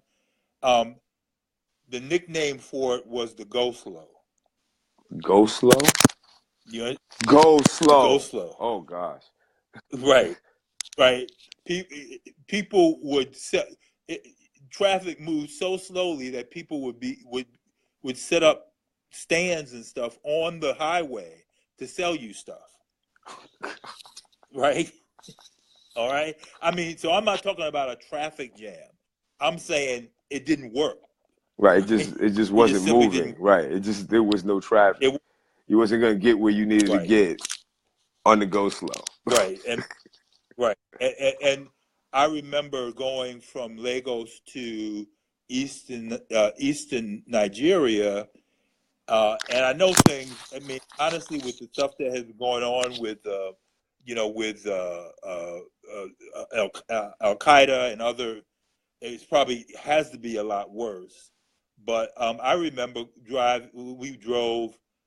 This was after being stopped with 17, 18-year-old soldiers with machine guns pointing them at you. But going through and looking and noticing all the equipment lying out all over the countryside in ruin, and asking my colleague who lived there year round, was part of the representative office for the foundation, and he said, "Okay, this is all the stuff the various foreign aid buys, all this equipment, but nobody in Nigeria can fix anything. They can't fix the tractors. They can't. So once it breaks down, it just sits there and it goes dead. They just leave it. It's dead. They just leave it." Right. Jeez. Now, partially that's that has to be put at the feet of the Nigerians, but it also has to be put at the feet of the people who give all that foreign aid. Right, because then you don't send a I mean, mechanic. You don't send someone to teach a mechanic how to do something. right. They know what goes on. And part of that was also to say that the money ended up a lot of the money finds its way in various government officials' pockets and not for the purposes where that it needs to meant go. for. So, when I look at that, it's hard for me to figure out what is the scenario, at least at the present time, that would make that a welcoming context for Black Americans to say, I'm going to go there and start, and do investments. Right. And and honestly, I'll say this to you. It seems to me, I'm very suspect. Why, given the needs for economic development here and what we in this country, Right, and particularly for creating economic opportunities for Blacks in this country, why do you want to go all the way to Africa? Why aren't you thinking about, how do I create more opportunity here? Right. And how do I do that? What are the strategies to do that? How do I connect? And this is always my thing, because how do we connect the folks in in these communities to the wider world? I mean, we talked about the police. When one of the issues that we had with police was, that we felt isolated because the police they didn't even want to come in and serve us. Right. Well, a lot of what's happening in Black communities is that those communities are isolated. You can't get access to employment. They're not connected to the mainstream economy. Right. And so, and we're going back into that now with the new gentrification wave, that it seems like poor people are being pushed into the suburbs away from the jobs. Yeah, you know what? I would actually be okay with the gentrification if it meant that that Blacks actually had access to markets, to opportunities, to investment beyond the geographic boundaries that they've been forced to live in for so many years. Yeah, and unfortunately, that's not what's happening. What's happening is, it's kind of like terraforming these low income communities for rich people to live in them, and then they get pushed out. So then, by the time they get access to a nice house, you got to go. Yeah, that is, yeah, and there was back in the 90s, early 90s, there was a whole set of debates and dialogue on creating mixed income communities, which was partially, creating some level of gentrification so that you'd bring in people with resources so that they would be able to connect with low income people and working class people. Unfortunately, what has happened in a lot of those instances where they've had any success is that as the mixed income just simply became more and more upper income, and the low income folks and working class folks get pushed out. And when they get pushed out of one place, they end up going to some other place, which is not a very nice place, and and they're encircled in that place as well. But even having said that, though, it still seems to me that the right strategy is to figure out how to better connect those communities to opportunities outside of the boundary of the neighborhood boundaries that they're stuck in right now. And that could happen. We've never Blacks have never figured out how to create the terms to be able to welcome people into the community with resources while maintaining some while maintaining themselves in those same communities. Right. So now you wrote your dissertation on this. This is we're getting right. into the territories, the waters of your dissertation on this subject. When you start talking about self-help and building the community up. So that can be found. If anybody wants to read that can be found I did write online, I believe. It's what is it called? I wrote my, and I looked at quite a few communities across the country, and I tried to say, are communities that evidence some level of self-help, and do they tend to do a bit better? Do we see more in places with more entrepreneurship? Do we see better employment? Do we see in places where people are willing to just be civically engaged, volunteer and think? Do we see any differences, qualitative differences, in either the economics or the quality of life in those communities? Right. And what, and I did find that there were, I couldn't, I couldn't make a definitive answer, but there was certainly evidence that, at least on a correlation basis, that communities that where there appeared to be more measures of that one could call self-help, that those communities seemed to fare a bit better than communities that were highly dependent on, particularly highly dependent on government assistance. So it's it kind of seems like any other community, right? Because when you look at other immigrant populations, in a lot of respects, you kind of have to view the quote unquote black population in the United States as very much an immigrant population, not only because of the migration of those people coming from the South into the North and the other areas of the United States, and at the time of that migration, it being like a completely different world in a lot of respects, but a lot of what we call black people today is a combination of Afro-Caribbeans, Afro-Latina, Southern blacks, and all these other people who have now kind of converged and been kind of put in the same kind of areas, and now have mixed in with each other, and kind of here we have it.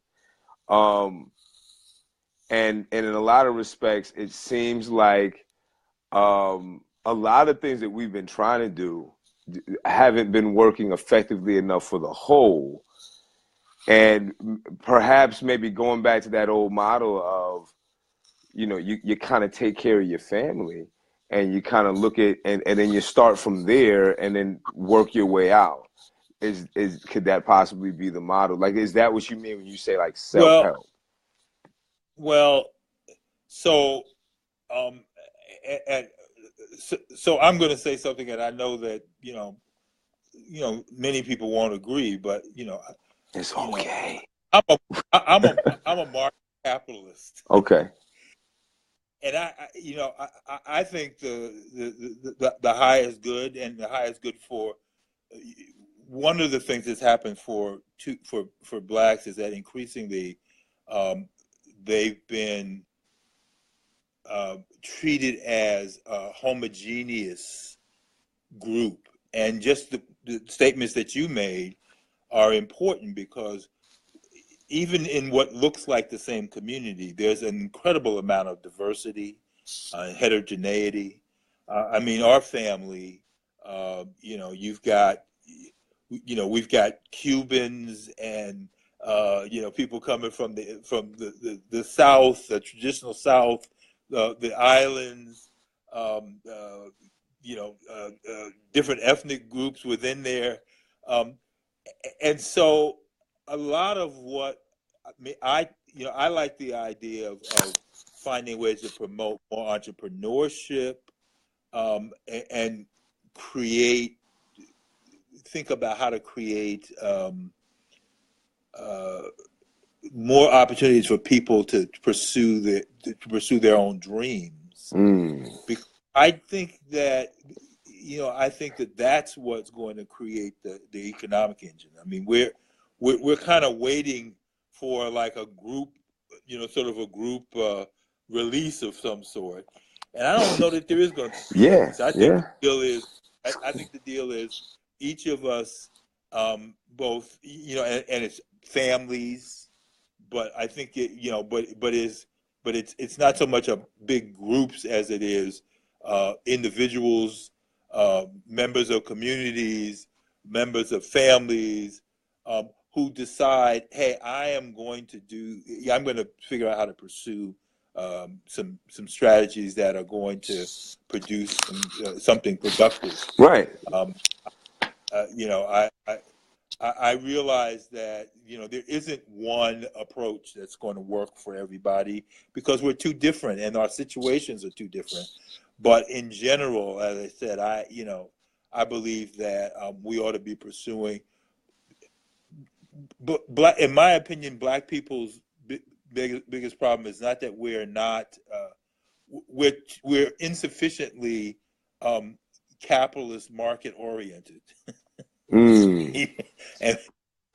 And so it was said. It was said once. Again, I'm gonna go back to this interview with Jared Taylor, the white nationalist. But in that interview, he stated that Black people are not willing to forego reward today for the greater prize tomorrow. And in a way, yeah. Well, what?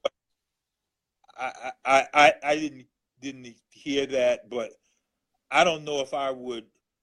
I mean, in general, I probably would tend not to agree with most white nationalists, but I don't know that that's the problem for many years. Our tenure here in this country has been an example of folks being willing to forego the immediate to try to invest in the future. Whether it's hey, it would have been just as easy for me to not ever have gone to school, except I had parents who said, "You're going to be the first one to graduate from college. Right. You're going to go do that. Right. That's what you're going to do. You're going to do that." I'm not alone. That's part of the historical tradition of Black people in this country, that they were willing to make sacrifices for their children. They were willing to forego. What has happened, though, and this is a bit frightening, I think, for me. What has happened, though, is that increasingly that seemingly has become less and less a driver, that there seems to be less emphasis on the foregoing the immediate and investing in the future. Well, now, here's the thing, right? When you talk about the generations, right, and you talk about there being a larger and larger population of people who are only on Earth because their parents was having a good time. Like it wasn't like you have. Let's be for real. Like there are people on Earth who are walking around today who are adults right now, who the only reason why they're alive is because their mom, their father bought the right sneakers, or he was driving the right car or something like that, and he got some. You know what I mean? And my grandparents' generation, I mean, people were getting married to have sex. So like the idea of family and children becomes different because, I'm a personal opinion of, that a lot of people my age and younger don't love their children. Let alone really want to put away. Like the way that they view their children is, I'm going to put some nice clothes on them because that reflects me. But in terms of what are you going to do in the future, I don't think people are even equipped enough emotionally to think about that. Because remember, we're talking about Generation X and the me generation. Yeah. Well, I'm going to be less harsh. I'm going to Love say harsh here. I'm going to be a little less harsh. I'm going to say that a lot of what's happened over the years is that we have forgotten how to pass along important lessons. We've our ability to pass along important lessons about self, about family, about thinking about the future, about responsibilities to yourself, to your family, and to the community larger, has been attenuated. They've weakened over time. And so, me, what I'm looking at is not sort of not sort of some sort of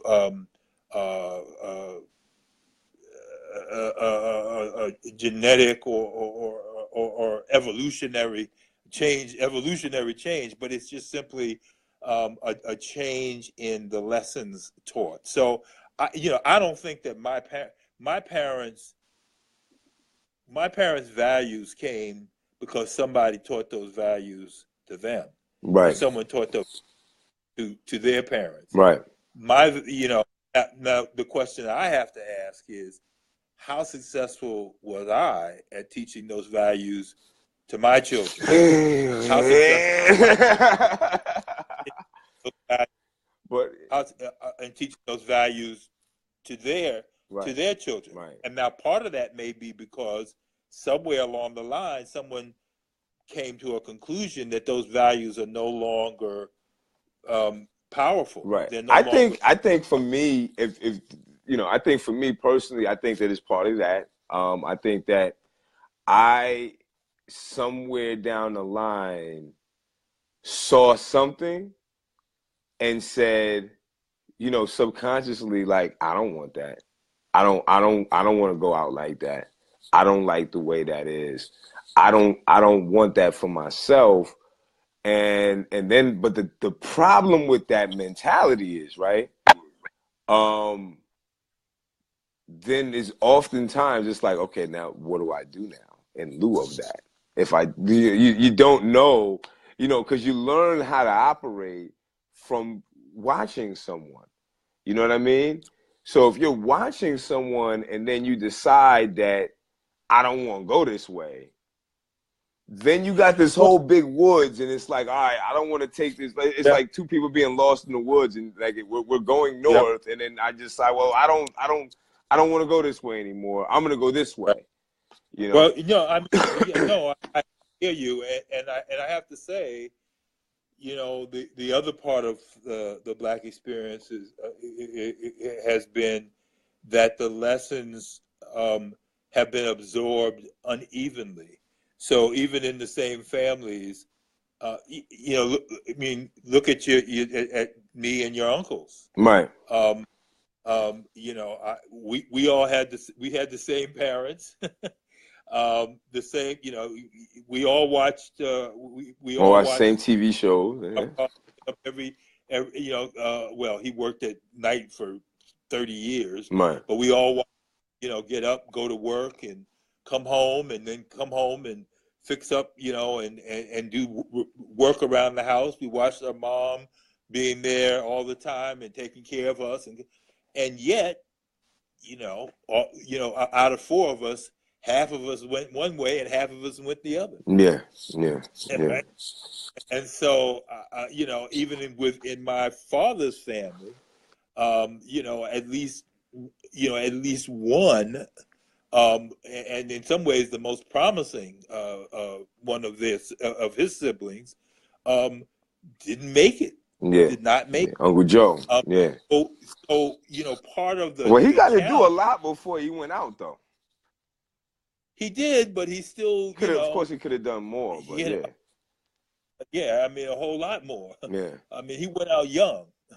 Because what was he, like 25 or something like that? Yeah. And so one of the challenges for Blacks in this country is that those very positive messages which folks have really tried to instill in them about how to move into the future. There have been other forces that have weakened the strength of those messages, and so sometimes in the same family, some people will get it and others don't understand it at all. Right. But having said that, I mean, again, you know, values are passed down through family lines. They're not passed down by, you know, they are supported. Hopefully, they're supported by externally. In other words, you don't have the external world communicating so many negative things that it makes it appear that your values are skewed or whatever, right? But you know, the power comes from your ability to what you get at home, values from your parents, from their parents, to you, from you to your children, to your children's children. That's the real key. And I, you know, as I said, I think there hasn't been sort of some kind of evolutionary change in terms of folks. I think what's happened is that the ability to communicate values has become weaker and weaker. Now, why? That's an interesting question. Yeah, it's a lot. That's a big conversation to figure out why that has happened. And I have to say, the same thing is true, for example, of whites as well. I mean, you know, I was just listening to something. I read a book by somebody who's pretty controversial in many quarters, Charles Murray. But he wrote his book, and I thought it was brilliant because he wrote his book on the white working class. What he did was talk about the fact that the communication of values that has sustained the white working class has broken down. You know, they're increasingly, they don't want to work. They're forming families without, you know, getting married. They're engaging in more and more criminal activity. Right. So, well, it's basically the same thing that's been, you know, it's almost like the black community is the model for what's going to happen in the rest of America in a lot of ways. Well, I mean, some people call it a canary in the coal mine, which I think that for whatever reason, there are larger forces that that are working to weaken some of the kind of traditional values. Having said that, though, I think every family, every individual, every community has a responsibility to figure out how they will communicate the values that are going to help them and be successful. Well, we got to figure them out now because the world is changing. It's you know, now we've gotten to this point where the world is changing so rapidly now with the invention of some of this technology that I think in a lot of ways it's like when you talk about my great-grandfather telling my grandfather, you should be an architect. And then my grandfather telling my father, you should be an engineer, right? And then, you know, now it's like, well, I could tell my son, I want you to go into computer coding. But God knows what that would look like in the next 20 years. And the way technology is moving in the next 10 years, that, you know, people could be coding computers with a stroke of their mind. You know, they could put a chip in their damn head and then, you know, like that, that it becomes wiped out. I don't think that those are values to me. That's not values. Okay. Those are jobs. Those are like saying, okay, well, what job? Values to me is how are you going to live your life? You know, for example, the idea that you should work and take care of yourself and your family, that's a value.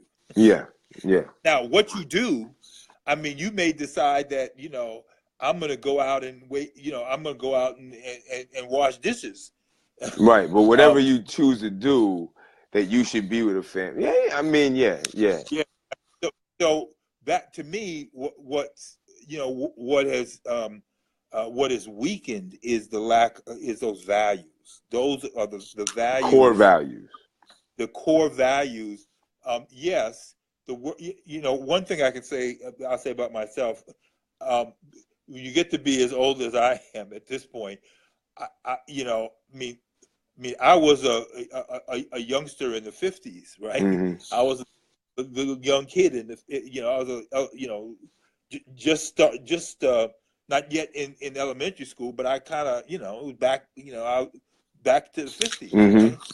So over that period of time, I've watched an enormous amount of change, Yeah. and I had to figure out how to adjust to things. I remember once a young woman asked me, young sister asked me about my strategy, my plan. How did I get to, to where I was? And I kind of looked at her and I said, I didn't have a strategy. Yeah.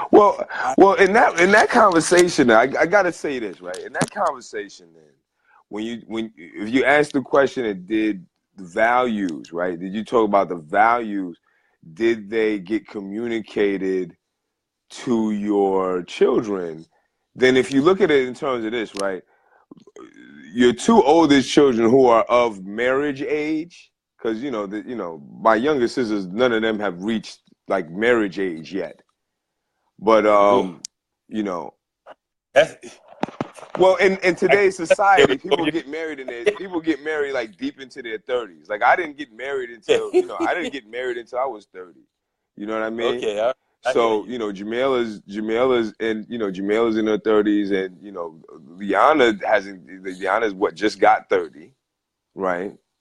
Not quite 30 She's yet. not. Oh, she's reaching 30 though. I'm sorry, I want to hear this get upset with me, but she's reaching 30, and I think she's probably like on that path where she's thinking about marriage. But your first marriage, you were 25, you were 30 when you had me. You know what I mean? So 27. 27. So you were Right. almost 30. When I got married, I was a couple years older than you were when I got married. Jamila was your age when she got married. Mm-hmm. So when you look at that, we're raising, we both got our families and we're trying to figure out how to raise them, and so when you talk about that in terms of values, then yeah, you did definitely pass that on, which a lot of people didn't pass that on to their kids, like, because you're right. When I look at my peer group and when I look at, other, that's not what they're trying to do. You have a lot of women who are like, well, I want a baby, but I don't want to deal with having to get along with some other adult anymore. Like, I want to be able to have control of Yeah. my family, and I Yeah. want to be able to tell everybody in my household what to do. And if I can't do that with the mate, then I don't need you in the household no more. And Yeah. Yeah. No, and that's definitely a difference in values, and I'm not going to evaluate that one way or the other. All I'm saying, the only thing I would say is, it seems to me that if I look over the stretch of history, that there are certain values which seem to be um, affirmative and productive, and other values which seem to be less so. right. Uh, and so, I think you have to ask yourself, how successful are you, as an individual, as a member of a family, as a member of a community, are you in communicating and having embraced values that are life affirming and productive to the future? Um, and that's all you have to say. I mean, Right. value that, if you're not going to be, if you, your family, your community are not going to be better, if you've accepted a set of values that don't lead to you, your family, or your community being better off, then you at least have to ask yourself, Are these the are right those values? really, are those the right values? Right. So I mean, I'm not going to try to sit down and say, oh yeah, this is the right thing to do, because I don't think that's, I have no right to do that. Right. But I will say I can definitely see a change in the value structure from if I go back to my coming up to what I can recall hearing from my parents, your grandparents, and from your great grandparents. Mm. We have a different set of values right now, and those values may or may not. They have the values bring with them some baggage, some burdens, right. stuff. But I think overall, like there was a point when like the overall values like integrity and having some type of level of honor and things like that. And over time, we chipped away at those things. Like it stopped being, it stopped being integrity to have even I had an interesting conversation, right? And people were talking about, is it cool to jump somebody, right? And what I assessed was most of the people from the tri-state and the Northeast were like, yeah, that's cool. If you get jumped, you get jumped. And then like most of the guys that like are from the South were like, oh no, that's some punk shit. You got to fight people head up. You know what I mean? And it's like a different kind of look at the world. You know what I mean? Like it's like, and you look at it and it's like, sometimes someone's values may be affected from outside circumstances. So meaning that, like when you grew up and, when I grew up, I grew up more so in Connecticut, you grew up in New York, and people got jumped.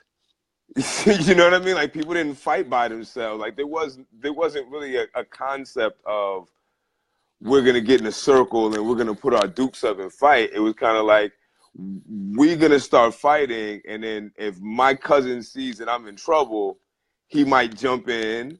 Or if my big somebody comes and they might jump in if they big, you know what I mean? It's kind of a different atmosphere. Mm-hmm. It's not the same as, go ahead and get in this circle and you got to put your dukes up and, that kind of stuff. And that becomes clashing, especially as, those kind of subtle things,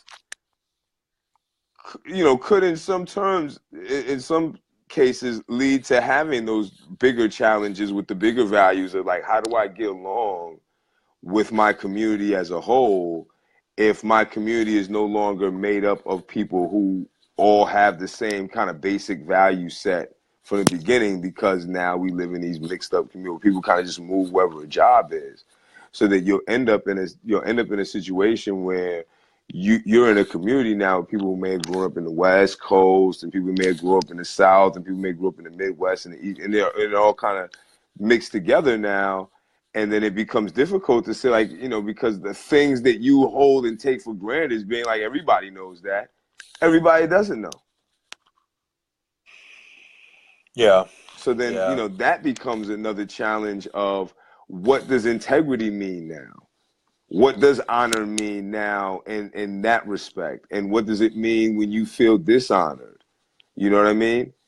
So, again, one of our challenges overall, when you talk about larger community building, and you talk about, even when you went back and you talked about the work that you were doing in the Ford Foundation, and after, it just seems like the biggest difficulty that we have as a society and as a species, perhaps, is having effective communication, having like open, honest, and effective communication with each other to figure out what the fuck is going on. Like, it seems like we do a lot of taking for granted what someone should say, what someone should think, and what somebody should do. And because of that, it becomes challenging. So then what do we want to do? Well, the Black nationalists or Pan-Africans say, well, we'll just leave and go to this other country because it must be better there. Yeah. You know, then you have white nationalists who say, well, maybe everybody else should just leave and go back to where they came from or where we took them from. You know, Right. and then you have like the various others who say, well, let's just get in the corner and let these people kill each other and try Well, to survive in the middle of it, you know? right. So one thing, and uh, when I remember when I was growing up, we would, when I was a teenager, so this is back in the '60s, and we would have, we'd stand on a street corner and have like major debates about, you know, black nationalism versus integration versus, socialism. And we probably did, when we were 16, 17, 18, we probably didn't know what the heck we were talking about, but we thought We're talking about, right. Really right. held tight But to that, right? right, but what was important was that we were learning how to um, talk about complex ideas when we disagreed with each other, Mm. and still, finish up and say, hey, but Joey's still my boy. And so I learned something from him today. I'm not sure I agree yet, but I learned something. And Joey could say, "Oh, John, I learned something from John today." And one of the things I think this is part of what you're saying about communication, is that increasingly, and this seems to be true um, everywhere. One of the things that I think is increasingly true is that we are um, less and less able to have that kind of serious dialogue with each other, even where we disagree, with the level of respect that we could hear the other person without sort of, putting them into a cage. You're I this and you're remember, that and you must be a cone right. or you must be a this and I that kind remember of stuff, right? I was back. This was when we first moved to D.C., but this was back in early 2000s. So um, there had been there was an article that had been printed on Justice Thomas, and Justice Thomas is,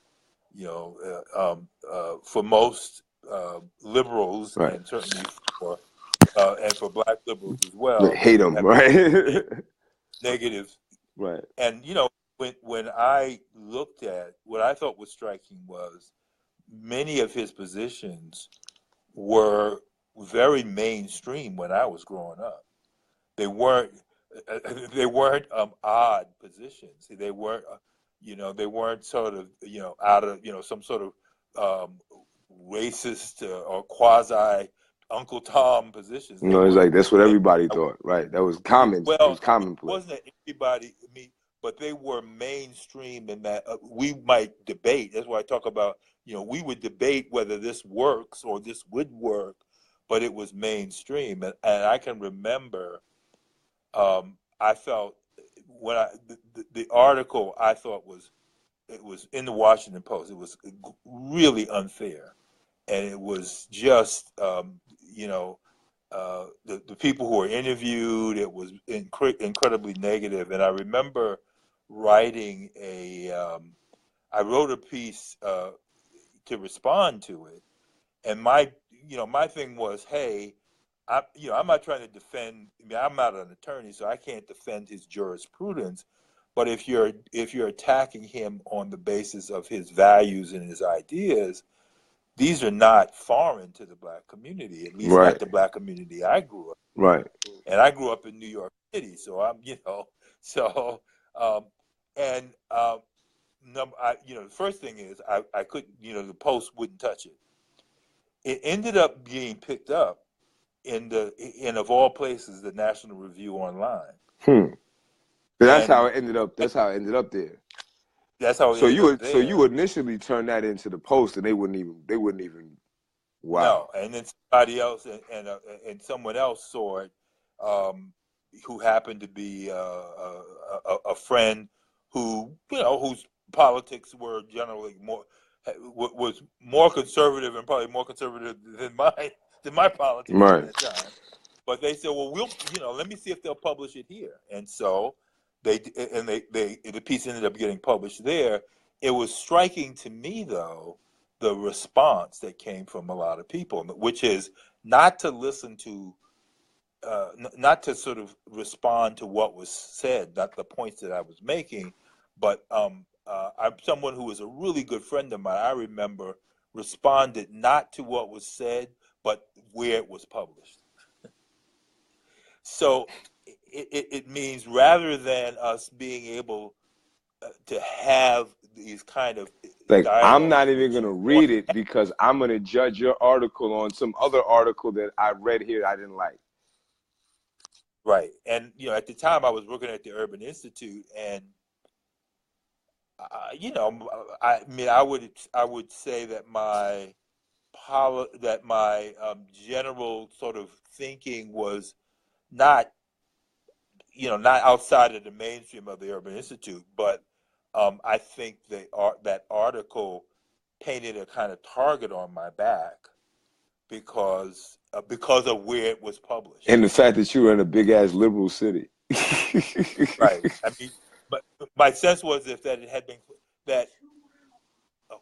had been published in the Washington Post, it would have been viewed differently. It would have been the same thing, but it would have been viewed differently. Mm-hmm. So,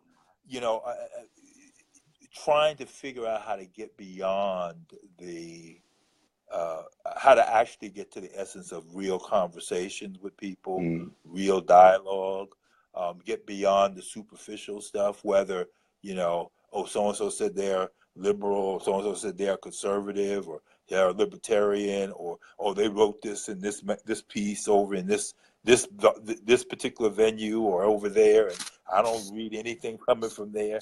It was like I remember I had shared with people the Charles Murray book, and I said, this is really fascinating. It reminds me of the insights that William Julius Wilson found back in the 70s when he wrote about the Black community and what was happening to the values and the economic structure of the Black community. And the response was, it was Charles Murray. He was a member of the American Enterprise Institute, and therefore he's no good. It was not legitimate. He was no good. And I was like, oh, how we get beyond that, how we begin to have both, whether it's across racial lines or whether it's within the community, that is, I'm not sure anymore. I used to be a lot more confident that there was ways of bridging those gaps. I'm quite honestly pessimistic about it now. I'm it's kind of getting worse now, because if you disagree with somebody, like I heard somebody say, I wish you died because I don't agree with you. Right. And it's like, if you think about it, we in a society where people will riot over a sporting event, and they will cause bodily harm to other people over a sporting event. And we keep on saying that we're evolving as a culture, but that type of but that type of violence, and then I'm going to say this: we say that we're evolving as a culture, and then we have this conversation about gun control because we're supposed to be this evolved species that doesn't need violence, but we'll fight and almost kill each other over this sporting event, over the same type of activity that would have happened 1,000 years ago over another people coming in, the starving people going into another farmer's land and saying, well, we want all your food because we're starving. And then they say, well, you can't have all our food. You can't have any of our food. And they would go through the same type of activity that now people are going through over people who are getting paid way more money than them, playing a game with some other people that are getting paid way more money than them. No, you're right. Listen. Yeah, we got to break it down. It's getting late. We got to break it off because, But I'm an old man now. Okay, so I'm just gonna sign you out. But this was Dr. John Foster Bey. You can find some of his work online. You can Google Dr. John Foster Bey, and you can find the article on Clarence Thomas, and you can probably find his dissertation on the Black economic experience. And the name of the article? Which one? The dissertation, yeah. I don't want nobody to give me That's nothing. right. I don't want nobody. I know it's a James Brown lyric. I was about to mess it up. But I don't want nobody to give me nothing. You can find that online. So this is my dad. So thanks a lot, Dad, for joining us at Bullshit After Dark. Because, you know, you went from now I call bullshit. We had a little bit of technical difficulties. But you ended up on Bullshit After Dark. And I didn't even smoke or cuss this time. Well, that's good. So, but thank you very much. It was great talking to you. It was good talking to you too, Dad. It was a lot of fun. All right, Dad. Peace. Right. And everyone else, good night, good day, whatever. Okay. Peace. Peace out.